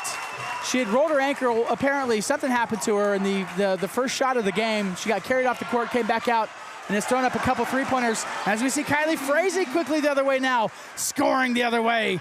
She's got 8 points here in the third quarter alone. That gives her 11 for tonight's contest. 36-32, Rock Creek with the advantage. Shonik with the ball now, driving the lane, puts it up. It's not going to hit any rims. It's going to be a little bit too strong. Freese is going to pick it up, and they're actually going to call a travel. Home team, the home crowd wanted a foul. Tonganoxie was calling for the travel, and they're going to call it a travel on Riley Freese. As the ball is going to be inbounded on the baseline now by Alyssa Shonik. Rock Creek tonight has been in man-to-man coverage. As the ball is going to be batted to Schooler, handed off to Shonik. Shonik from the free throw line puts up a jumper and drops it. Shonik has 7 points here in the third quarter. She's got 13 on the contest. As Pitzer down low, it's been kind of quiet. She puts that up a little bit too strong, not able to get it to go. The home team wanted the foul. They got numbers. Pitzer ran out of bounds. They give it up to Herrera. Herrera's three-pointer is going to be an air ball. They're going to give the ball off to Bruni. Bruni's going to rebound it, not able to get it to go. Tonganoxie's real mad they didn't call a foul. But quickly the other way with Rock Creek, it's a 3-on-3. Three-pointer on the left side by Reagan Atkins. Kendi Whaley gets her hand on it, not able to grab it. Rebounded by Baldick, going the other way in favor of the Lady Chieftains. And we're going to foul here. As that was a bit too aggressive by Reagan Atkins. It's only going to be her first personal foul, but that's going to be the fourth team foul here in the third quarter. So both teams in the second period went to the double bonus. Rock Creek has 4 here. Rock Creek has 3. Three-point attempt on the left side. It's going to fall short off Kaylee Baldick's shots. It's going to roll out of bounds in favor of the Lady Mustangs. But Reagan Atkins, man, looks like she got smacked a little bit emotional. She's not really feeling that great, but Trevor Keller is going to keep her out on the courts. Looks like I think she got smacked on the nose. The ref was chatting with her saying, hey, you want to come out of the game? She's like, nope, I'm good. Watch Reagan do something right here. That's Frazee over to Atkins. Atkins down to Whaley in the corner. Corner shot, three-point attempt up, no good. Backside rebounds in favor of Kaylee Baldick. I guess there's a front rebound, a front rim rebounds by Baldick. Going the other way in favor of the Chieftains. $1:21, 80 seconds left here in the third quarter. Baldick's gonna take that one up. They're gonna call that an and one based off a block. I mean, that was more of a charge than the one Lucy Martini took in the second quarter. But Baldick's shot is gonna go up and get it to go. They're gonna call an and one. They're gonna call number 15, that's Kendi Whaley on the foul. That's gonna be her 4th personal foul. It's gonna be the 5th team foul, so officially the double bonus for the next minute 17 is gonna be Tonganoxie. We'll go to the free throw line to complete the and one and take the lead is Alyssa Shonick.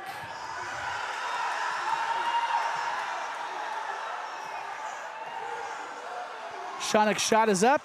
She's gonna get it to go, and Tonganoxie, for the first time since the first half, has the lead in the game. Quickly down low to Reagan Atkins on the baseline, and a great pass attempt. Ball's gonna roll on the ground. It's gonna be picked up, taken by Jayla Herrera. So a turnover created by Tonganoxie right there. As Shonick has the ball, she's gonna go down the low blocks, put it up. It's gonna dribble around the rim. It's not gonna be able to get it to go. But Rory Pitzer's gonna pick that one up. There's gonna be an over-the-back foul called on number 14. That's Kaylin Weehee, her 3rd personal foul. So 4 team fouls now for Tonganoxie as we are under 1 minute to go left here in the third quarter. As Reagan Atkins from the right wing throws it up top to the point, over to Kylie Frazee. Frazee to the foul line, over to Rory Pitzer. She has been getting double teamed all night. To Riley Freese from the right corner, puts up a 3 and drops it. That's Riley Freese's 2nd third-pointer here in the third quarter alone. She has 6 on tonight's contest, giving Rock Creek a 2-point lead. 39-37, shot clock is officially off. 20 seconds to go here in the third quarter. And it looks like Tonganoxie is gonna settle down and just aim for 1 shot to go. Alyssa Shonick looking over to her coach, Austin Eckerts, dribbling the ball now, 10 to go. Screen being set by Weehee. Shonick bounce pass over to number 14, Weehee. Weehee's not gonna be able to get it to go. They're gonna call a foul going the other way. That's gonna be the 15th foul, so that's gonna be shooting 2 points. That's gonna be shooting the double bonus before the buzzer. That should be 5 fouls. That should be shooting the double bonus before the buzzer. And it is. Riley Freese is gonna go to the free throw line to shoot 2. Yeah, great call, great turn of events. That's gonna be Kaylin Weehee's 4th personal foul. So with no time on the clock, Riley Freese is gonna go by herself and shoot 2. They called a foul right before the buzzer sounded. It was a foul that was the 15th foul on Tonganoxie, so that's a double bonus. So going to the free throw line to shoot 2 is gonna be Riley Freese. Yeah, they're gonna put 1 second on the clock because you can't be technically shooting with no time on the clock. But they're gonna send Riley Freese to the free throw line to shoot 2. Tonganoxie's defense is gonna come fill in, but it is the double bonus, so she'll have 2 free throws effectively running out the third quarter. If she did miss her second one, in theory, Pitzer or Martini, the lower block defenders, could grab the rebound and put it back up, but hopefully she knocks down both of her free throws right here. As the first free throw from Riley Freese is going to be up. End over ender is going to be good. Riley Freese, 7 points in the third quarter. It's her only scoring on the game. She's had a huge third quarter. 1 for 1 on free throws as we see some substitutions. Claire Bussing comes in. Hadley Hake and also Reagan Atkins. And Haley Lee's seeing her first minutes tonight. 1 second left. Freese's second free throw attempt is going to be too strong. Backside rebound picked up by Johnson for Tonganoxie. She's going to run out the clock, and that's how we're going to see the ends of the third quarter.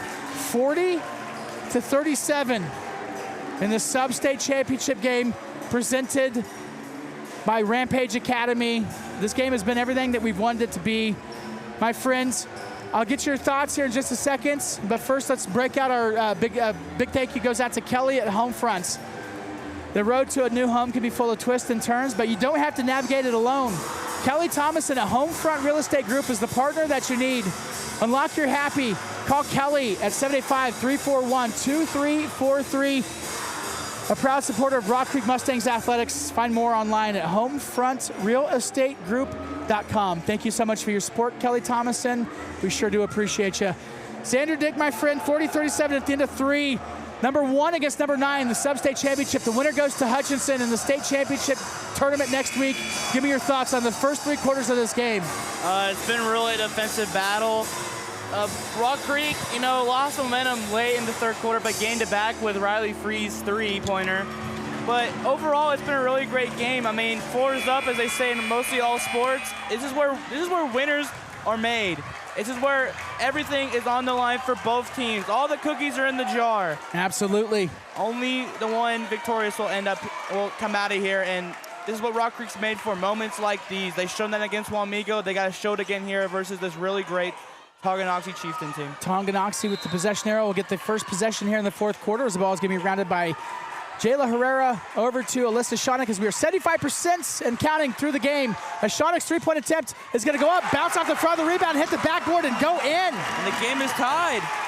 Alyssa Shonick, who had 8 points in the third quarter, is having a huge game. That's 16 on the game for Alyssa Shonick. That's Frazee over to Hake, down low to Pitzer. Pitzer puts it up and scores. And gets it. Pitzer finally getting back into this game as she has... That's her second field goal down low on the game. She had a 3-pointer. How many total points is that for Rory? 13. 13 for Rory. And that's been what we've been missing tonight, is that down low pipeline to Rory Pitzer, as we've seen all season, as Herrera's dribble's gonna be picked up, given over to Schooler. Schooler's gonna shoot over Pitzer and put that up and score. Schooler has 13 as well. 7:08, so fireworks already. Each team with a basket. 2 minutes here in less than 1 minute into the fourth quarter, as the ball is going to be knocked out of bounds by Alyssa Shonick. Hadley Hake had it, got knocked out by Alyssa Shonick. It's going to stay with the Lady Mustangs as they're going to inbound the ball right in front of the home bench. Frazee over to Hake, back over to Frazee. Frazee from the top blocks goes inside. Her shot just a little bit off balance. It's going to dribble off to the left side, rebounded by Herrera from Tonganoxie, and going the other way. Good defense by Freese. Freese back over to Baldick. There's going to be a 3-point attempt from the corner, and Herrera, and she's going to get that to go. She has 6 points up on the night. So Jayla Herrera with her second 3-pointer here in the second half gives Tonganoxie a 3-point lead as the pass from Hake over to Martini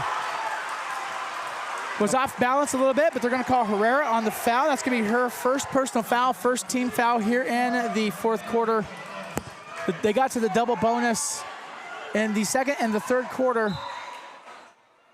Did the Lady Mustangs, and that was the first one on Tonganoxie here. As the ball's going to be inbounded from the baseline to Pitzer at the point, down low, back to Martini. Martini's going to put that up, fighting on her right of the basket. Is going to get that to go. They get 12 for Martini.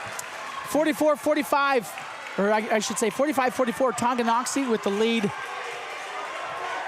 As this one has been a doozy. It's gone by quick. We've been an hour and 11 minutes of actual real time. As we're here quickly into the fourth quarter, as we see Schooler now, spin move over a double team. Backside rebound, Martini throws the ball off to Frazee. Frazee quickly the other way. She's going to go coast to coast with it, puts it up. On her way to the basket, she's going to get fouled. See who they call this foul on. They're going to call that on. Schooler, actually. It'll be her second foul. It is. Alyssa Schooler now 2 fouls. Second team foul for Tonganoxie as Kylie Frazee goes to the free throw line now. And that is going to be Frazee so far on the night is 2 for 5 on free throws. As she gets this one to go, 3 for 6, shooting 50%. She has 9 points on the night so far.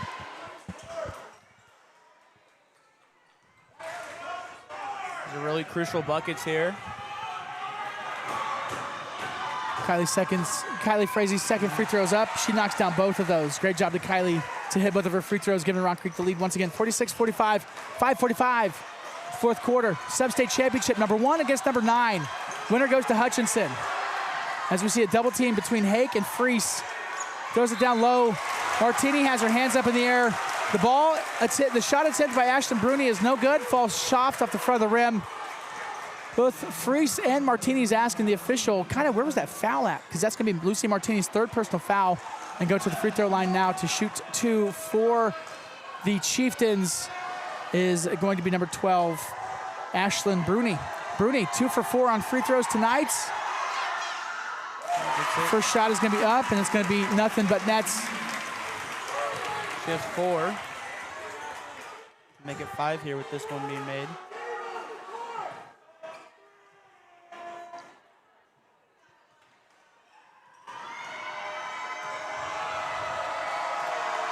Second free throw is going to be up. She's going to knock that one down.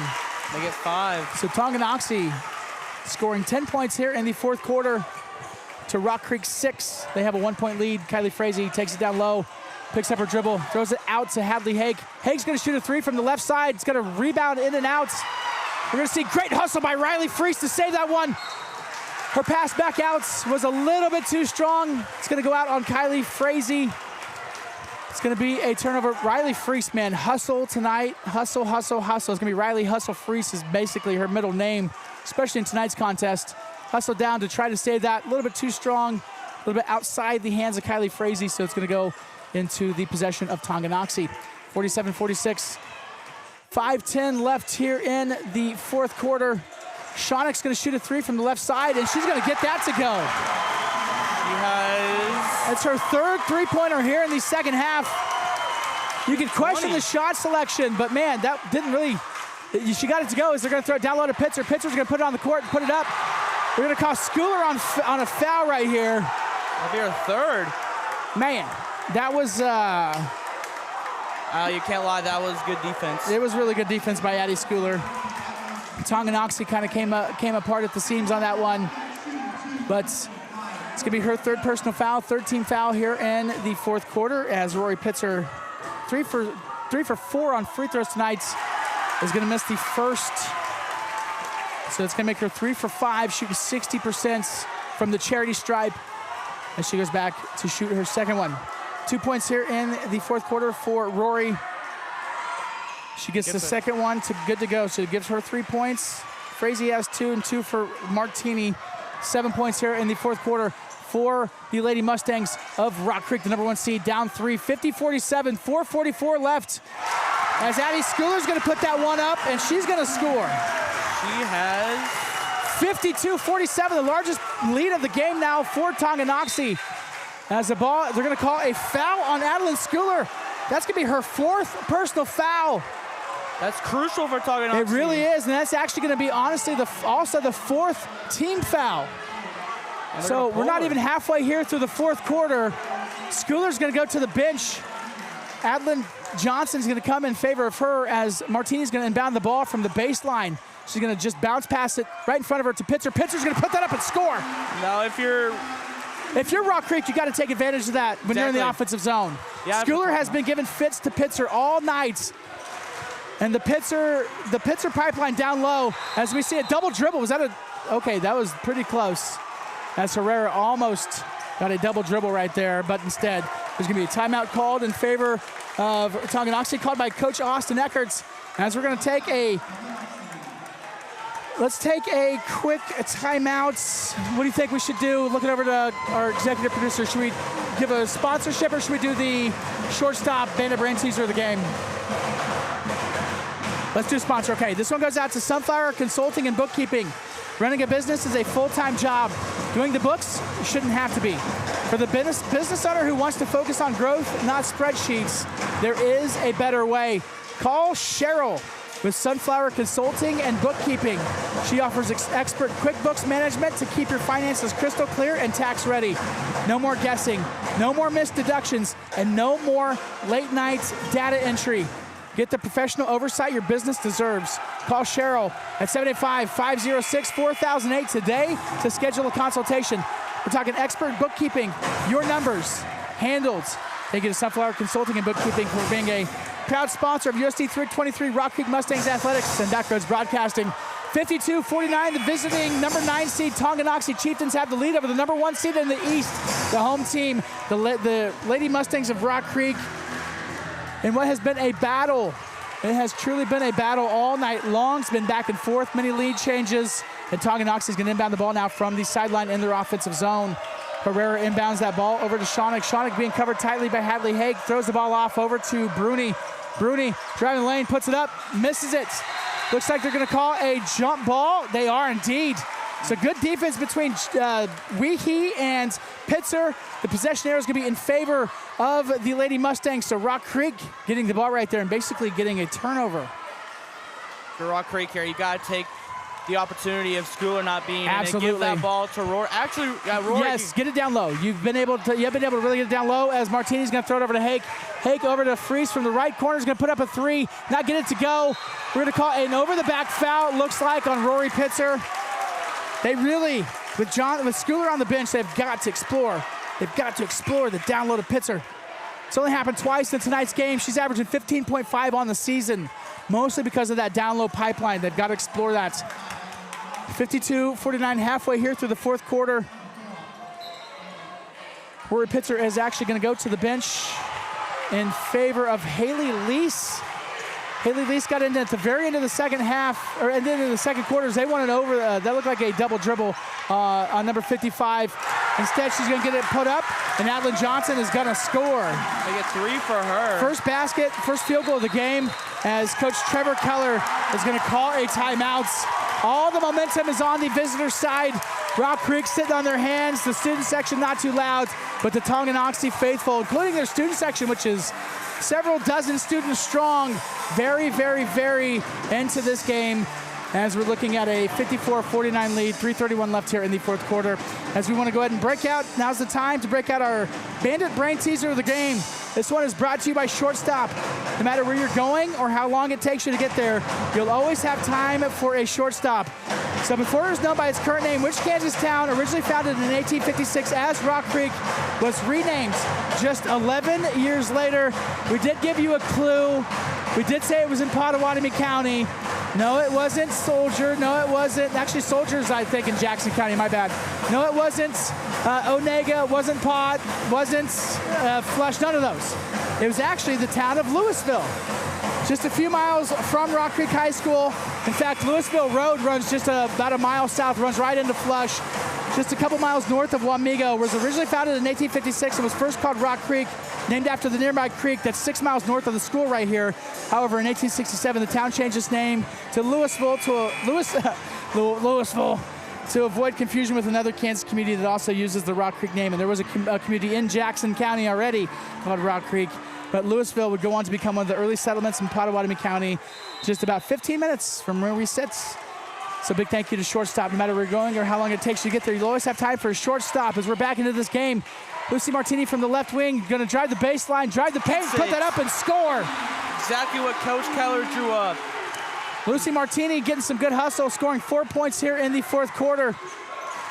As we have Hadley Hake covering Alyssa Shonick.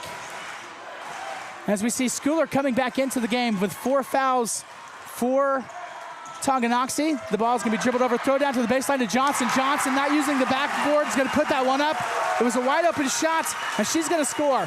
So back-to-back possessions for Tonganoxie. She has 2 field goals, giving her 5 total on the game as Hadley Hake from the left side is going to shoot a 3.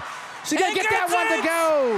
A much-needed 3 for Rock Creek. Hadley Hake, her first three-pointer of the game, brings us 5-point margin within 2, as now Rock Creek is getting into this. This is where true winners are made, where you're down by 2 or down whatever, you got to be able to come back, and Rock Creek has been in this position before. Herrera's going to throw the ball over to Shawnick. Shawnick picks up her dribble. Hands it off to Bruni. Bruni's going to dribble. Throw it off to Herrera. Herrera is going to touch the baseline, and it's going to be a turnover. That was a good battle between her and Kylie Frazee. The Tonganoxie fans want a foul. They're not going to get one. Instead, Herrera couldn't quite get the handle on the ball, and by the time she got down on the ground to grab it, she was on the baseline. So that's going to be a turnover in favor of Rock Creek. For Tonganoxie fans, Schooler is back in, your true X factor. For Rock Creek, it could be your worst nightmare. 2:15 left here in the fourth quarter. 56-54, Tonganoxie with the lead. Frazee over to Martini, back down to Frazee. Frazee from the lower blocks, puts it up and scores it! Make it 12 for Frazee. This game is tied 56-56. As we saw, good defense from Hadley Hake to get her hand on the ball, knock it out of bounds. It's going to be a baseline, it's going to be a sideline corner inbound play as we're seeing a full court press. Actually, it's a 3/4 court press from Rock Creek. Hadley Hake on top of Alyssa Shawnick. She gets tripped by Schooler. They're not going to call a foul, but they're going to call instead a foul on Rock Creek.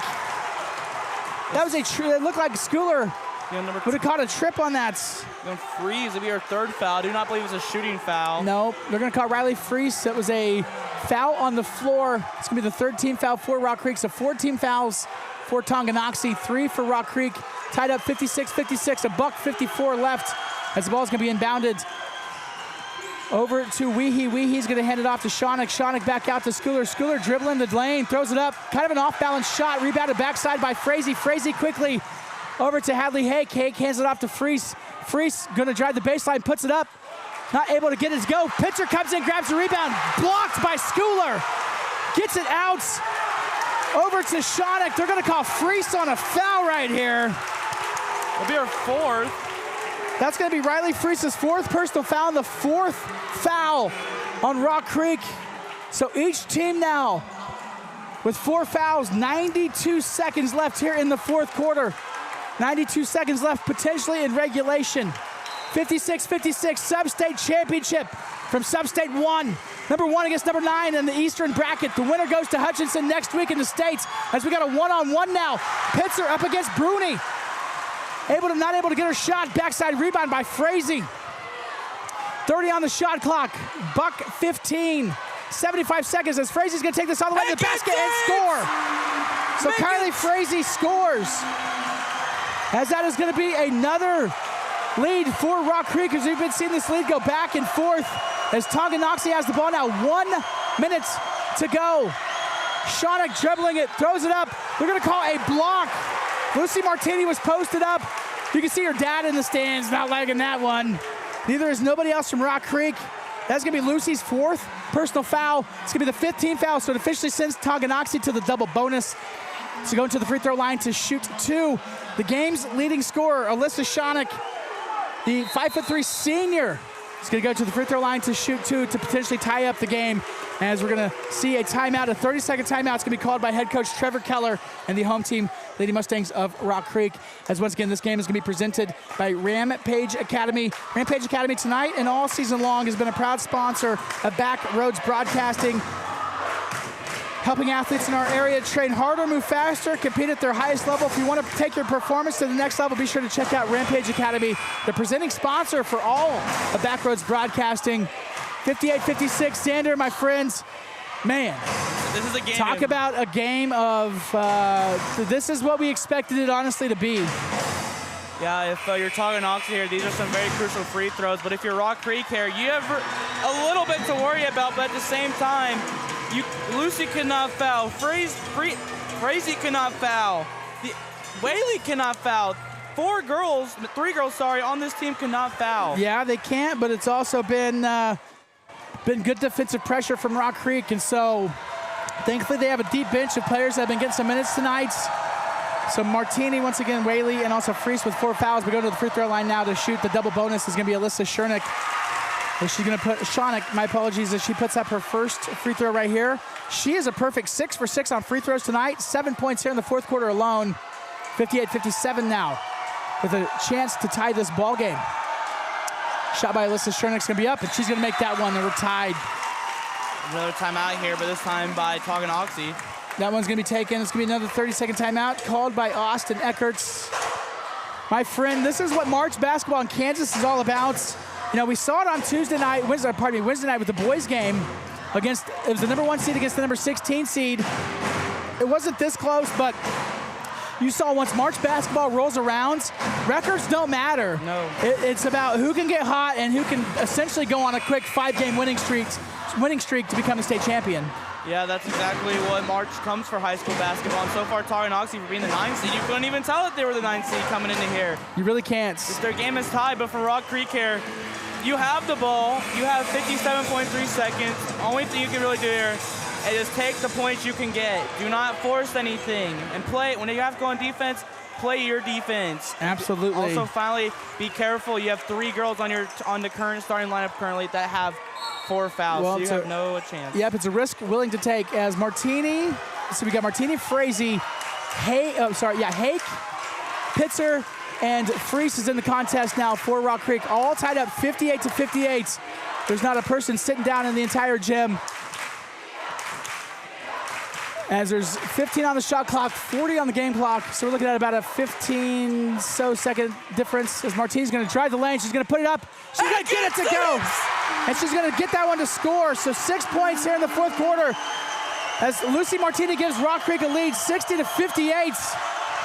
20 seconds. Alyssa Schernick now driving the lane, puts that one up. She's not going to get it to go. Backside rebounds by Lucy Martini. Martini after Frazee. They're going to have to foul. And they're going to... As Coach Trevor Kellers wanted an intentional flagrant foul on that one. They're going to call a foul on Tonganoxie, but Coach Trevor wants that upgraded to a flagrant foul. But instead, crucial. It really is. But for starters, it officially sends Rock Creek to the double bonus to shoot 2. And a full timeout is going to be called with 11.4 seconds left. Rock Creek with a 2-point lead. As a full timeout is going to be called by head coach Austin Eckerts from Tonganoxie. My friend, we've been sitting on the top row over here at Rock Creek, but we've been standing up here the last several seconds. You're still standing all the way up. I know. Put it on us, Cody. I mean, I got my snacks right here. I got my coffee.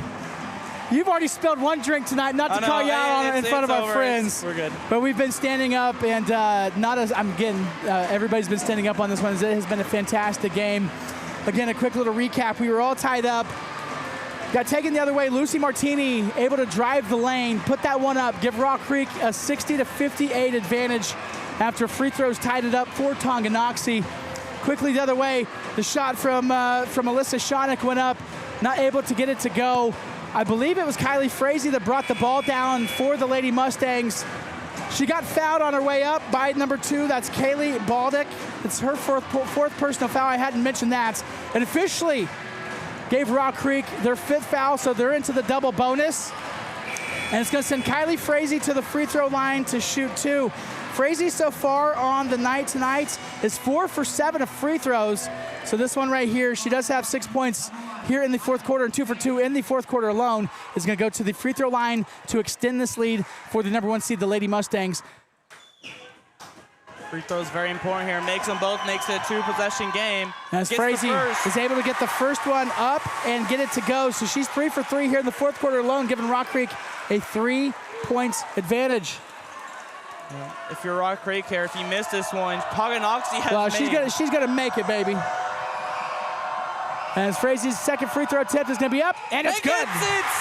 Make it. She has 16 points. And a 4-point advantage now for Rock Creek. Quickly the other way, Alyssa Schernick's gonna shoot a 3-pointer from the left side. Not get it to go. It's gonna be rebounded by Rock Creek. There's gonna be a foul on the backside. That foul is gonna be on Ashlyn Bruni.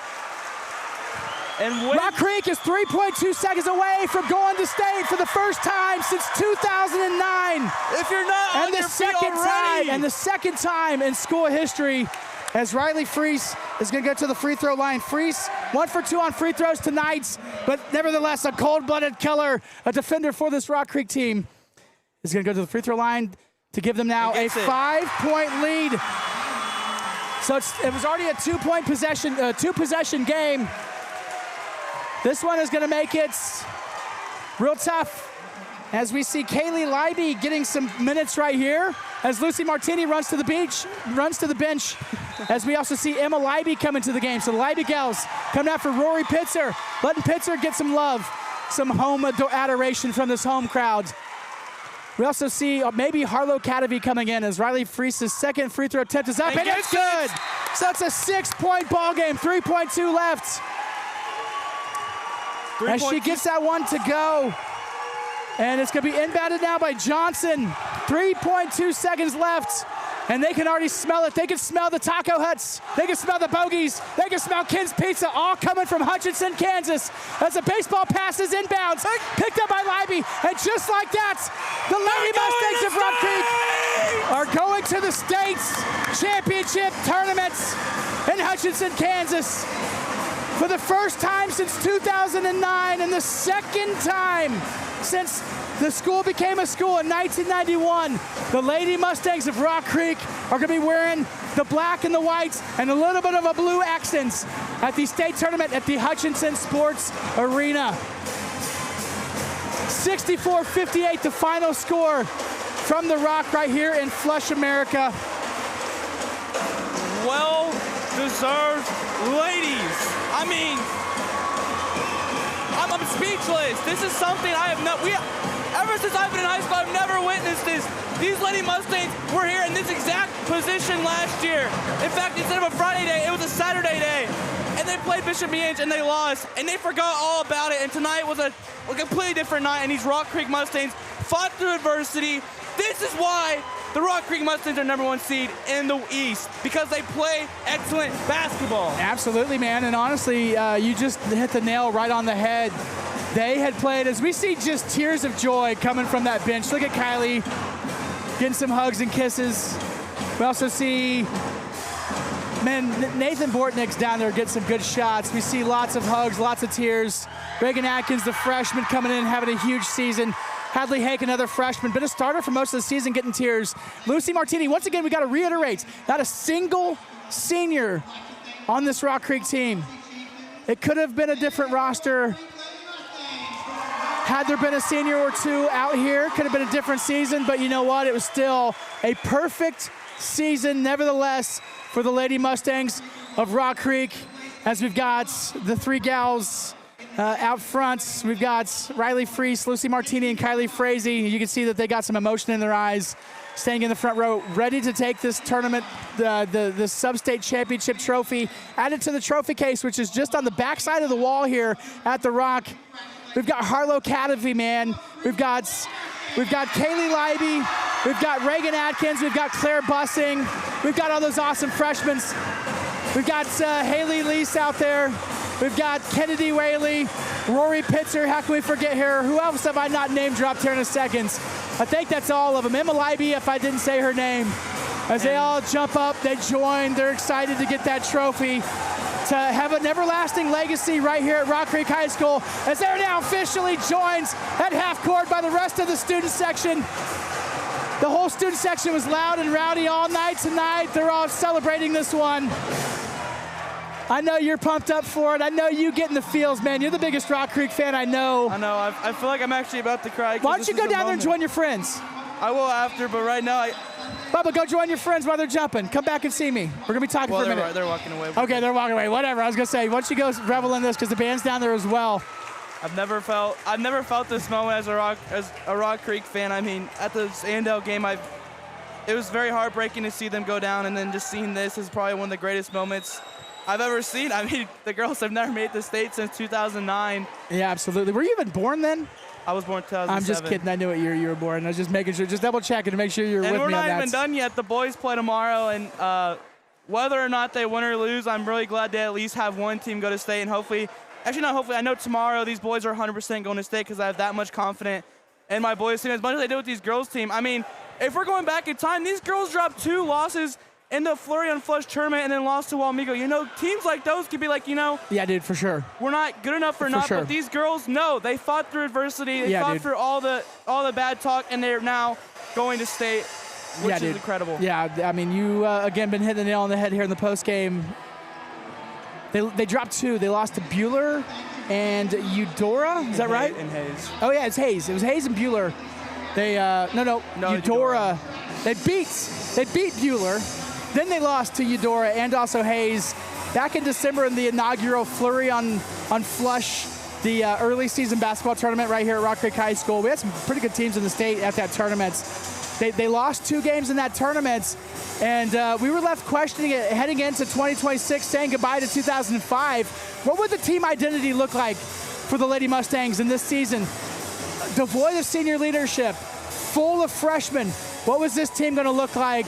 And as the season rolled on, as NCKL matchups rolled on, they went 11-1 through NCKL competition. They dropped back in January to Wamego. We knew Wamego, and them being intimate, growing up with all the girls from Wamego, just being down the road, just down 24, they knew that was going to be a battle. They lost by 11 in the game on January the 30th at Wamego. They still played the rest of February until we got to the second to last. No, it was basically senior night, if you will. They had to come back and fight hard to get them battle tested and ready in that big win over Wamego. And that game, honestly, in hindsight, worked 2 different ways. For starters, that win over Wamego gave them the number 2 seed in the East and Rock Creek the number 1 seed. It gave Rock Creek a bracket that featured the game that we saw against Parsons on Tuesday, and then the winner of Ottawa and also Tonganoxie tonight. So we saw that. Wamego tonight, I haven't seen any score updates just yet. Oh, I can take a look for that. Yeah, if you could. Wamego was playing Bishop Miege. Now, Bishop Miege is a long-standing conversation in Class 4A Kansas basketball. They're the basically one of a couple schools that they always talk about private versus public. They spend most of their season playing 5 and 6As. Their schedule reflects it, which means their seeding reflects that. Then by the time they get into a tournament, they can get pretty dangerous, which we'll see tomorrow night playing against Bishop Miege in the boys' game. That's going to be a battle without a doubt. But nevertheless, that game against Wamego got this Rock Creek team fired up, ready to rock and roll for tonight's big win over Parsons on Tuesday nights in the opening round of sub-states. They took care of business, 62-57. Sorry, that's the boys' game on Wednesday. They won 71-23, so smoked Parsons, and then came here tonight, took care of business, beat the number 9 seed, and ended up getting the win and headed to states. Second time ever in states in school history, but for the first time ever. I'm looking off. First time since 2009, second time in school history. We're heading to Hutchinson next week with the quarterfinals being on Tuesday nights.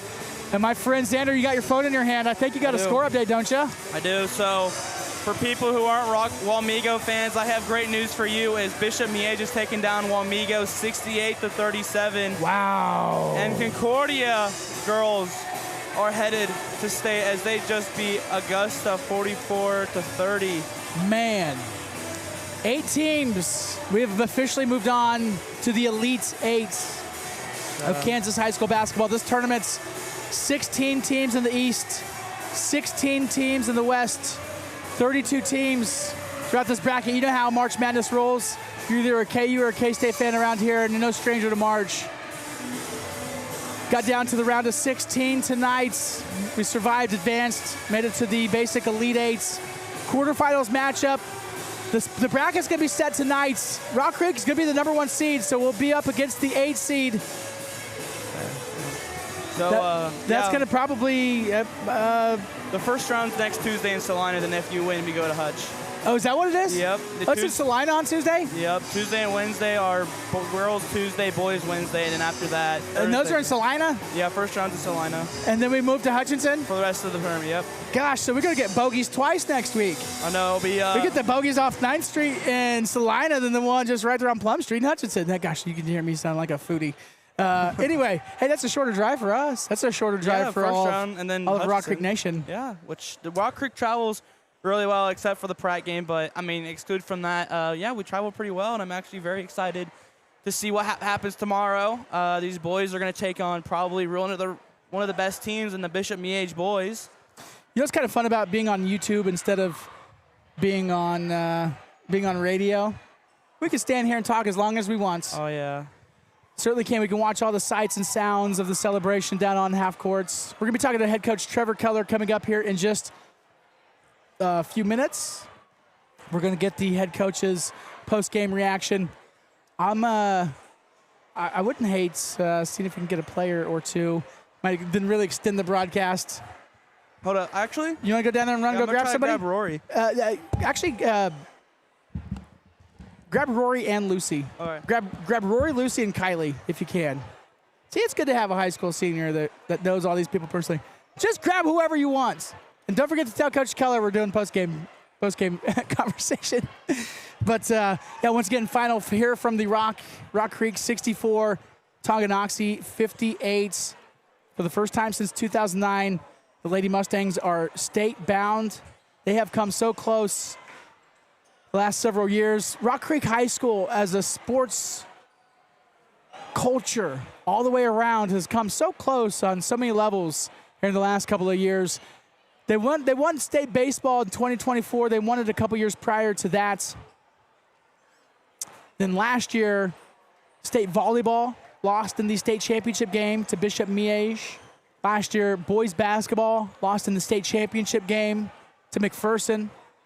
The boys state team, the boys baseball team last year, the girls made it to state, beating Tonganoxie in the sub-state, but the boys lost the state championship game in baseball last year. State football, they were undefeated, made it all the way to the sub-state before they ran into Andale, and that's just a whole nother conversation. So lots of close calls in all the sports the last basic just calendar year for Rock Creek High School, and it's really great to see the Lady Mustangs punching their ticket and making their way to these state tournaments. We'll see the boys tomorrow night here in action right here on Backroads Broadcasting. We'll have exclusive coverage of that game as well, as we're going to be seeing the boys team. They're 24-0, the number one seed in the Eastern brackets. They're going to be taking on the number 1 seed, or they're going to be taking on the number 8 seed, my apologies. No, number 9 seed, Bishop Miege, tomorrow night. So that's going to be a battle nevertheless. You have to check it out as we welcome you back courtside. It's been a blast to call Rock Creek games all year long. Shout out to my friend Cody Liming for the hookup on this. For the longest time, I did the morning show for B1047 Country. That was kind of my claim to fame here in Manhattan. And I did Friday night football games on the sidelines, and I always loved Rock Creek, going back to the Coach Mike Beam days. And this fall, Cody Liming asked me if I wanted to do play-by-play for football, and I was like, yeah, bro, for sure. And so I got to come in and do some really cool football games, and that naturally transitioned over into basketball, and it's been the true honor, man. This has been one of the highlights of the last several years for me, indeed, to be able to call these games tonight. And so I'm truly grateful. And thank you all so much for tuning in. Thank you to Backroads Broadcasting for having me. As we're just killing a couple moments here, just reflecting on a night of celebration, as we see all the parents, all the friends, all the family. Lots of tears out on the court still. As we're just killing a couple moments as we get a couple players up here with us. We're going to also talk to head coach Trevor Keller. I don't see anybody making their way up here just yet, but as soon as the photos are taken, we're certainly going to get a couple of post-game reaction, a couple of post-game thoughts, which brings up a good point. So it's not cheap to put these games on. It's not even about getting paid, none of that stuff, but it's about actual real-world production costs. And so if you're a business owner, if you're just an individual and you'd love to support us, support bringing this state tournament to lots of people across St. George, Flush, Westy, the whole 9 yards. I mean, we got 212 people still watching with us on YouTube. We had as many as over 500 watching tonight's game. If you want to help us go to the state tournament, we are looking for sponsorships. We've got scorebook sponsors. We've got pregame, postgame, the whole 9 yards. So we are looking for some sponsors, as the Mustangs are officially 100% on one level, state bounds. So you can email us sales@brbc.live. It's a good tax write-off. Of course, seek your tax your tax professional for the exact information on that, but there's some good tax breaks with it, as well as just getting your name out there and supporting Rock Creek Mustangs athletics. It's a whole lot more affordable than you think. As we're sitting courtside post-game, Rock Creek wins at 64-58, the number 1 seed in the East. They had to fight to get that number 1 seed, beating Wamego in the second to last game of the year, the last home game of the year, the last junior night, if you will, because there's no seniors on this team. They had to fight really hard to come back and beat Wamego, and that proved dividends because they ended up getting the 1 seed, especially after beating Pratt last Friday. That gave them the 1 seed to give them a more favorable bracket. Not saying tonight's game was easy, but we found out just a bit ago that Wamego ended up losing their game tonight against the Bishop Miege. And really, honestly, in the eastern side of the bracket in Kansas and Sub-State, that's one thing that you truly want to avoid is playing Bishop Miege, as they took care of business. Sounds like it was 60-30 something. Don't quote me on that. Find it on the Twitters. But Wamego did fall down the road to Bishop Miege. As we'll see the official bracket being set tonight. Find out who we're going to be playing next week in the state tournaments. As looking at the team leaders tonight for Rock Creek, quickly doing some math. It took 24 points in the fourth quarter for Rock Creek to officially win that. So at the end of the first quarter, it was 8-5, so a closely contested battle from the very beginning of the game. It was 22-20 at halftime. Rock Creek clung to a lead. They did have the lead also at the end of the third quarter. It was 40-37. And then a whole barrage of scoring from both teams in the fourth quarter did round out the game, as it was 64-58. Scoring leaders for Rock Creek, just looking at the scores. So we had 2, 4, 6, 12, 13 points for Lucy Martini. Kylie Frazee, one of the team leaders, who's been having 16.7 seconds on the season, has 2, 4, 6, 8, 10, 12, 15, 17, 18. She had 20 points. Shout out Kylie Frazee. Really turning on the Jets in the second half, going 5 for 5 on free throws in the fourth quarter alone. Talk about a cold-blooded killer. Ice in her veins, baby. 2 points for Reagan Atkins, the freshman, playing huge minutes this season and coming in pretty clutch tonight. We saw Riley Freese. Didn't score any points in the first half, but she did have 8 points in the second half. Rory Pitzer, man, she was having fits up against Adeline Schooler, Addie Schooler for Tonganoxie. Addie was a 6'1" junior, tough player, one of the better contesters, one of the better defenders on top of Rory all season long. Ended up getting into foul trouble late, had 4 points, but to the bench, kind of gave a little bit of a window of opportunity for Rory to be able to score a total of 5 points in the fourth quarter alone. As she had 8, 10, she had 13 points, and then to round out the scoring for Rock Creek, including a huge three-pointer in the fourth quarter, was Hadley Hakes. So she had 5 on the total, 5 on the game. So 20 points for Kylie Frazee, 13 for both Rory Pitzer and also Lucy Martini.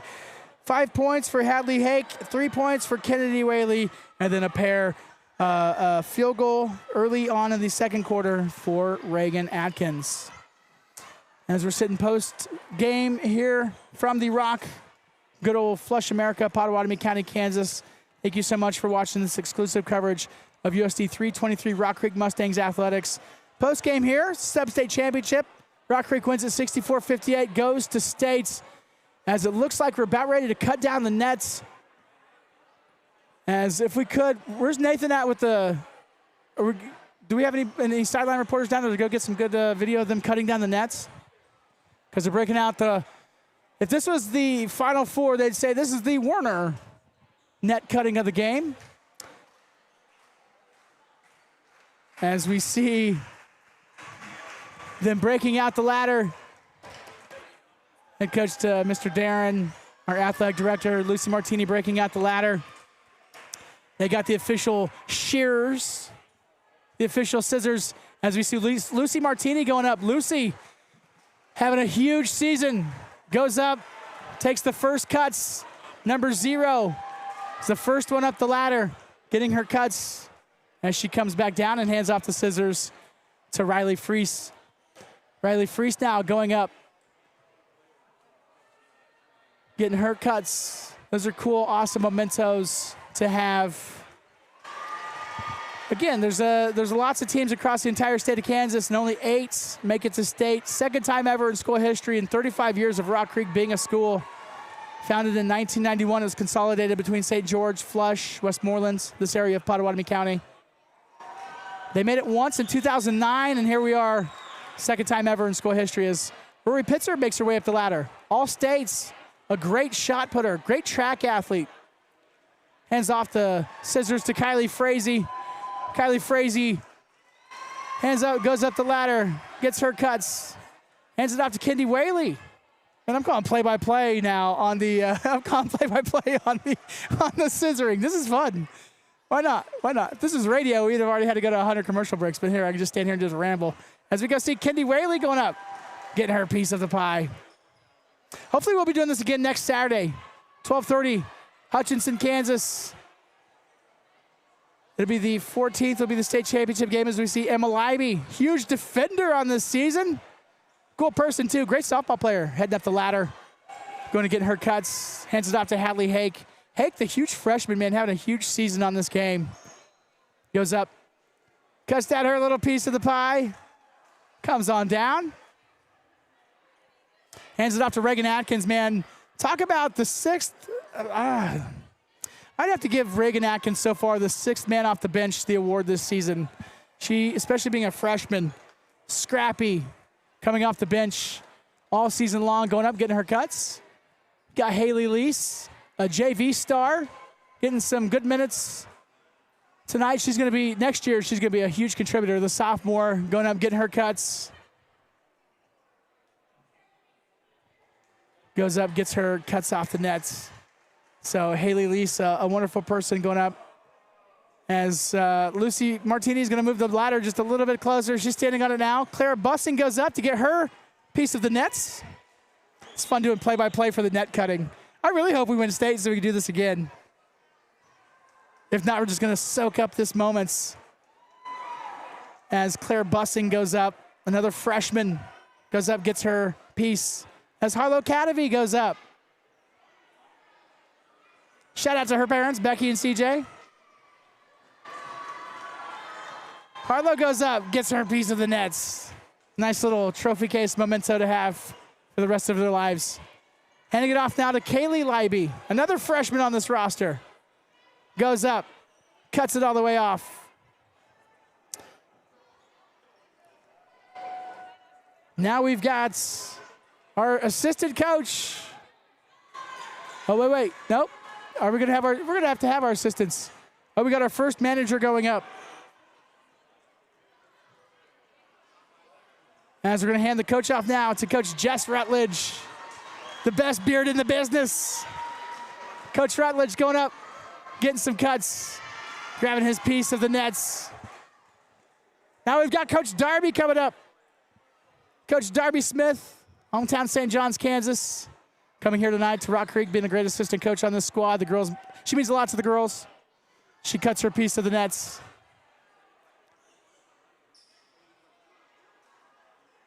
As it's just hanging by a thread now.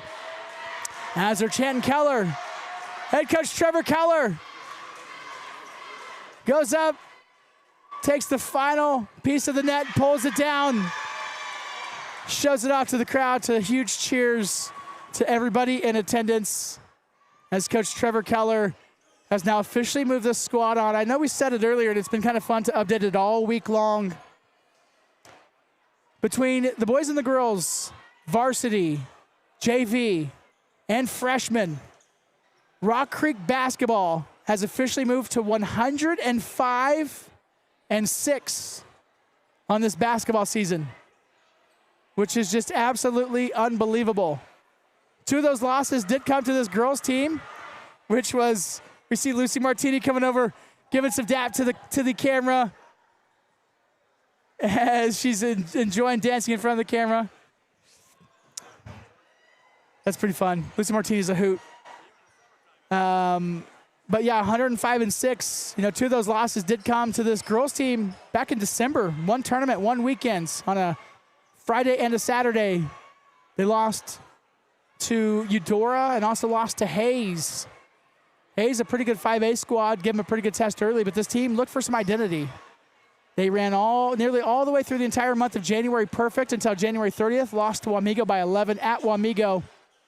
Ran the rest of the month of February nearly perfect. Actually, they did go through the rest of the month of February. My apologies. Perfect. Made it into March. So far, 2-0 in March, which is kind of what you want to peak coming into March. But they ran through, became a co-NCKL champion. So that was the first goal of the season. Second goal, of course, was to win sub-states, with the final prize coming up next Saturday at 12:30. As we see more and more of the players down there celebrating, more pictures, more memories, more tears. As we're still waiting to get word from Coach Keller. Why not? We're not going anywhere. We're on YouTube. We're live on YouTube. Shout out to the 100 of people watching it with us. Looking at the live comments. So we got the Flash LS 3185 was saying time for a broccoli break for Rock Creek. Okay, shout outs. Rock Creek flopping. Then a couple uh-ohs. The Flash LS 3185 on YouTube. Uh-oh. Well, 64-58, Rock Creek wins it. Once again, thank you to all of our sponsors for tonight's. If you want to be a sponsor for states,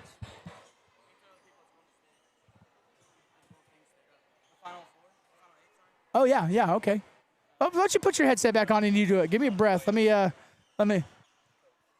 Oh, Coach is coming up. Yeah, hold on. Coach Keller's going to come up and join us as we're super pumped and excited for this moment.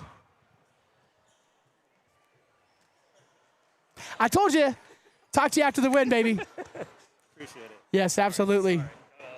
Oh no, don't apologize at all, man. This is what March basketball is all about. You know, we were talking about it. Check 1, check 2. Yeah, you got me?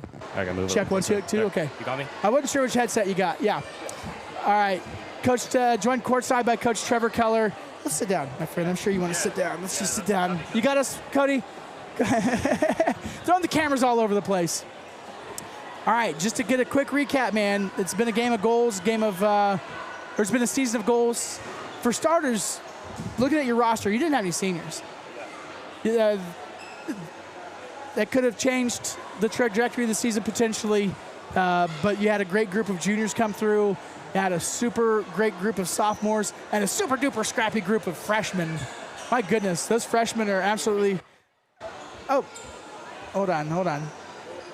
Check 1, 2. Hear me now? Yeah, there we go. We good? Yeah, okay, I did give you the wrong headset. My bad on that. No, we're good now. We're good to go now. Okay, we're good. All right, everybody here. Okay, so for starters, you didn't have any seniors come out this year. So it was a team of juniors. Mm-hmm. Going through the month of December, the inaugural Flurry on Flush, the early season tournament right here at the Rock. Yeah. We ended up beating Bueller on Thursday nights. Mm-hmm. Lost the next 2 days to both Hayes, a pretty good 5A team, and also lost to Eudora. To Eudora. Yep. And so at the end of December, you were probably kind of searching for an identity with this team. What were your thoughts after that second loss in the Flurry on Flush back in December? Yeah, a lot of people will remember big wins, right? Like they'll remember Wamego win here, Silver Lake win, winning the Nemaha Central tournament.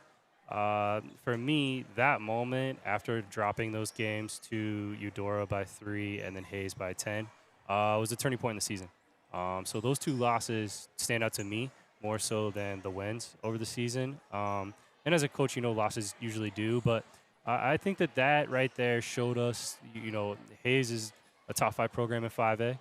Eudora is a top 5 program in 4A, and going out and competing, even though we lost, I think that it gave our group confidence to know that we can play with anybody in the state, and that's what we told them in the locker room.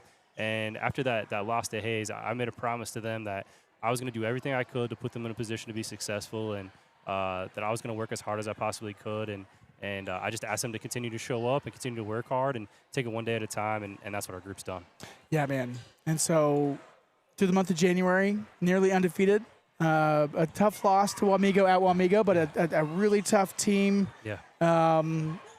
Lexi Hecht is a great player for Wamego. Yeah. And all and so that was a tough loss back in January. And you roll into the month of February, and you go undefeated, including avenging that loss, splitting, becoming a co-champion of the NCKL, which obviously was the first goal of the season. You roll into March. I mean, and look, I don't know if you've heard this yet or not. Bishop Miege took care of business tonight over Wamego. Okay. Yeah. Yeah. Yeah. And so that was a huge win, not only avenging the loss, getting the NCKL co-championship, but it secured the #1 seed over having the #2 seed and sending on us on the path of sub-state as opposed to a different direction. Yeah. Wamego's a really good team. Bishop Miege is a really good team. If you look at it, that potentially could have been a state championship matchup, to be honest with you. Two of the best teams in 4A, and, the way that things are seeded, unfortunately, they play in a sub-state championship game, last year we played Bishop Miege, and the year before that we played Bishop Miege. So you never know. Look at our boys. Tomorrow very easily could have been a state championship game, and but the way that the state seeds things and the way that they go about doing things, it's a sub-state championship game instead. So those things happen in the postseason, and I'm just really proud of our group, and we're excited to have the opportunity to play in the state tournament. Yeah, dude, and that's kind of what it brings to tonight. Big win over Parsons on Tuesday nights to get them prepared for tonight. Yep. We knew, just knowing Tonganoxie in different sports, that tonight's game would be a battle, and it proved to be that way. But you got to give a lot of credit to the effort of the girls to be able to come back tonight and fight and get the dub, baby. Yeah, when you're the 1 seed and you're sitting there and you're playing a lower seed, and I think Coach Smith talked about it at postgame. It starts to get tight, right? And we're down 5 with 3 minutes to go, and we had players step up and make plays. Tonganoxie is an extremely well coached team. They have a group that's extremely resilient, and they came in here and they competed. We were just fortunate to make a couple more plays than them. Yeah, it was pretty good that Addie Schooler, the 6'1" junior for them, number 33, played a really tough battle down low, and honestly, their double teaming took a lot away from Rory throughout most of the game, as she was only able to have 1 field goal in the first half. She hit a 3 in the third quarter, which proved to be pretty big, but then once Schooler got into foul trouble in the fourth quarter, she was able to put in 5 points, and it ended up being a pretty big game. But looking at all your players, I mean, Rory had a huge second half. Kylie Frazee ended the game with 20 points. Perfect 5 for 5 from the stripe. In the fourth quarter alone, she ended up being 5, 6, 7, 7 for 10. Is that bad? 1, 2, 3, 4, 5. Yeah, 7 for 10 from the free throw line. Lucy Martini had 13. Yeah. Rory Pitzer had 13. A pair for Reagan Atkins, 3 for Kendi Whaley, and then 5 from Hadley Hake. Huge fourth quarter 3-pointer. Tell me about your girls tonight. I'm just so proud of our group overall. They've done a tremendous job all year of stepping up when the moment is there. And, as a coach, that's, like I said, I mean, you can't ask for anything more. They came in and competed every single day, focus on one play at a time. And so when you find yourself in those moments where adversity hits you, we talk about how you're going to respond. And, adversity hit us tonight. We could have let that thing go south pretty quickly, find ourselves down with a few minutes to go. But we got a group of fighters, and it's awesome, man. There's a lot of emotion on that bench once that clock officially hit 0, and there was a lot of tears being flowing, a lot of just years of a lot of trial and effort. I mean, there's been a sub-state game, at least one every year since 2009, since the last time Rock Creek made it to states, and before that it had never happened. My friend, you're joining some rarefied air to actually take a team to state for just the second time in school history since 1991, since this school became a school. Yeah. How's that feel? How did that feel once the clock hit 0? It doesn't seem real, honestly. Just hearing you say it, it's pretty surreal. Right. But honestly, I'm just happy for our group. Every single one of those players you mentioned earlier, and just our entire team. Like, I couldn't be more happy for them. Honestly, that's what it's all about. For As sure. a high school coach, like you just happy for the players, and they'll have this memory forever, and that's special. Well, we got more basketball to play. Coming up on Tuesday will be the quarterfinal. So it's going to be in Salina on Tuesday, and then it moves to Hutch. So the way that they do it, there's 7 sites, 7 potential sites that we could play at, and they take a look at from all classifications. And so the higher seeds, they try to place you closer. There's 2 locations in Salina and then 1 location in Emporia. So I would guess that we'll be at either in Salina, one of those 2 locations, or in Emporia. We should be a higher seed. So one of those, and yeah, we would appreciate everybody to come out and support this team on Tuesday. Yeah, man. Looking at the brackets, just on the eastern side, we've got Hayden High School on the other side of the brackets, out of the Sub-State champion, out of Sub-State 4. We have Eudora, Sub-State 3 champion. Then the Sub-State 2 champion, it would have either been Wamego, well, basically, never mind, off of seeding. Our opponent on Tuesday, we do know is going to be Bishop Miege High School. Well, we have the West as well, so we don't know that. Okay. They seed 1 through 8. So, Okay. Yeah, I'll look at this later. Depending on what the West is, yeah, we'll have to see how that did and how it all seeds out, and that'll come out late tonight or early tomorrow morning. So Okay. we'll have a better idea of that. All right. Thank you for correcting me on this No, one. you're I good. didn't get the briefing on it. It's been confusing with the new Yep. way You're that good. they have state tournaments. But you know what? Nevertheless, we know for a fact state tournament on Tuesday. Coach Trevor Keller, you are a sub-state champion. Yeah. Yeah. Appreciate it. I appreciate it, man. Heck yeah, bro. Well, we look forward to covering state. We'll be with you throughout the rest of the way, including that big game next Saturday at 12:30 p.m. We'll be there for the state championship game for sure. Yeah, one at a time. One at a time yeah. for sure. Yeah. On a Tuesday. Yeah, winning it on Tuesday. There we go. Appreciate Coach it. Trevor Keller, you're the man. Thank you. Thank Thanks. you. We'll see you next week. Once again, Rock Creek wins it 64-58. That does it from the Rock right here in Flush, America. Xander, hull over here real fast. We'll get your final thoughts before we wrap her up. I've been rambling. We still got enough people watching? Yeah, we got still 85 people watching on YouTube with us. All right, Bubba.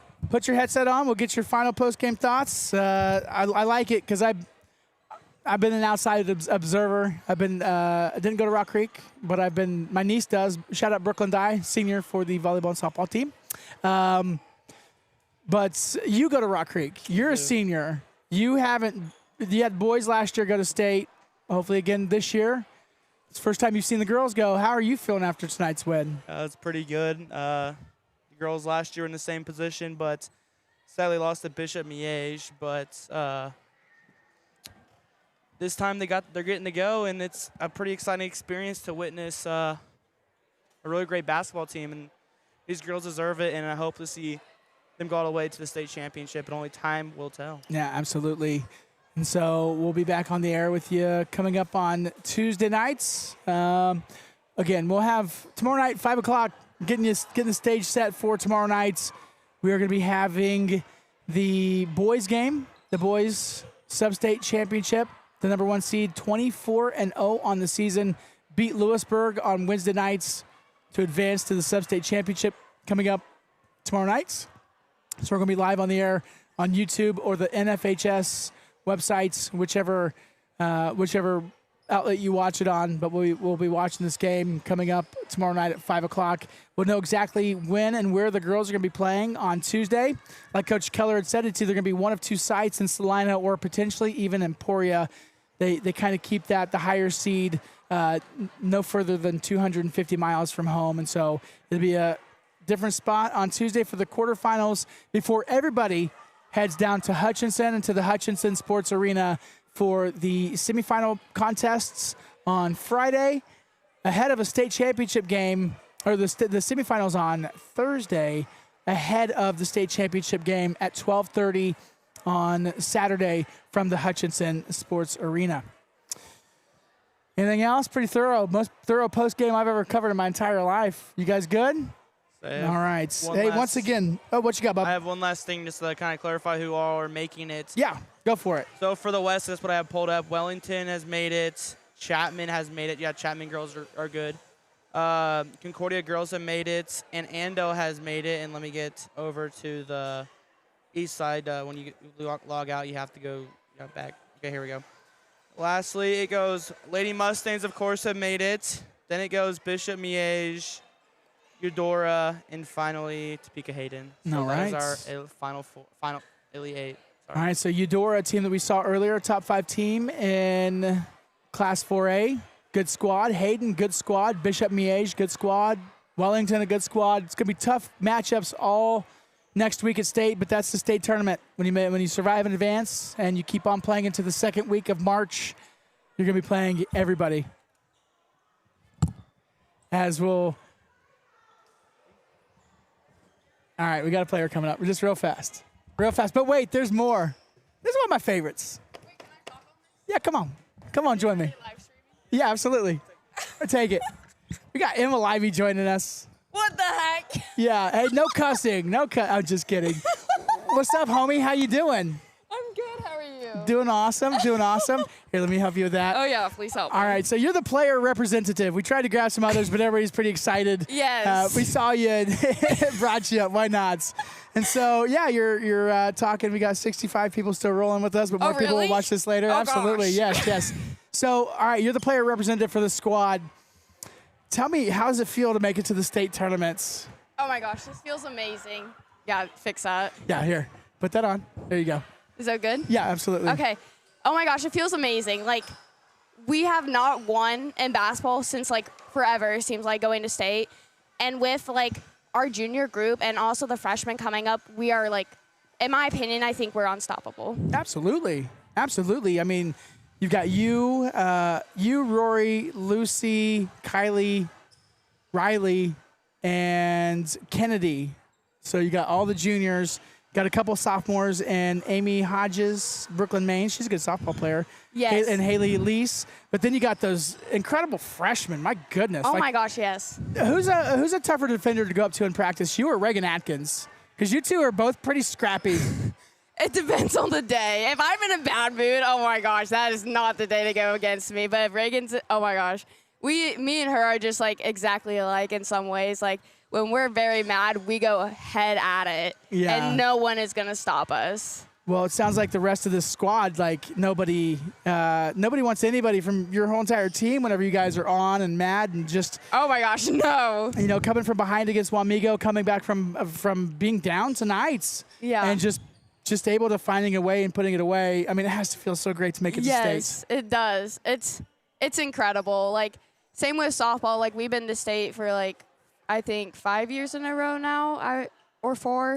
Something like that. Don't quote me on it. Don't quote me on softball. But Sorry, that's Brooklyn. it's just amazing. It's like a feeling that you can't ever, like, stop having. Like, it's like a short little, like, I don't know how to explain it. It's just, like, amazing. It's just, like, a nice summer day, I would explain it. Like, a perfect summer day with, like, the birds chirping or something. Like, that's what I would explain it like. It's just so beautiful. You're just laying in the grass, frolicking and staring at the clouds. That's what it feels like making it to state for Rock Creek. That's amazing. That's probably the best answer of all time. Like, it truly is. Well, we're looking forward to being with you guys wherever it shall be on Tuesday. It's going to be either one of 2 sites in Salina or Emporia, but we'll be right there with you and excited to cheer you on for the rest of the way. And hopefully you get to cut down a net yet once again. Yes. That had to have been a thrill. Yeah, that was amazing. Something you'll never forget for the rest of your life. Yes. And you got to share it with your sister, and then you got parents in the crowd, and then so many friends and family, and just a really cool atmosphere. Mm-hmm. So we'll have more tomorrow night with the boys' game at 5 o'clock. But Emma Livey, my friend, thanks for coming up and saying hi. How fun is that? Welcome. Yeah, we just I'm glad we got you're the player representative. Oh yeah. Me. Yep, shout outs. So we'll see you next week. Thank you for joining me. Otherwise, we're getting out of here. We'll be back tomorrow night, 5 o'clock, the boys' game. Same time, same place. Well, not same time. It'll be at 5 o'clock tomorrow night. If you go to Fake Patty's Day tomorrow, be safe. Don't be doing anything stupid. And we'll be back on the air tomorrow nights for the boys' game, number 1 against number 9. Rock Creek against Bishop Miege, another sub-state championship. Hopefully we'll have some more nets getting cut down tomorrow night. We'll see you next week for the girls' game. I'm out of here.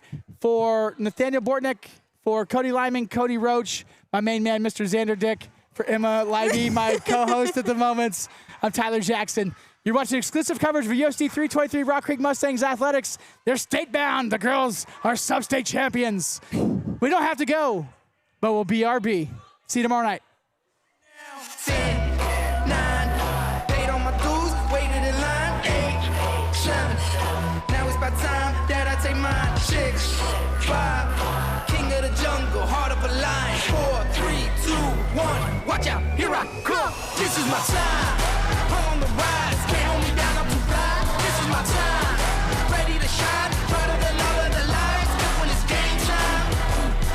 Seconds away and the game's on the line. There ain't no doubt in my mind. Beating the buzzer like, this is my time. This is my time. This is my time.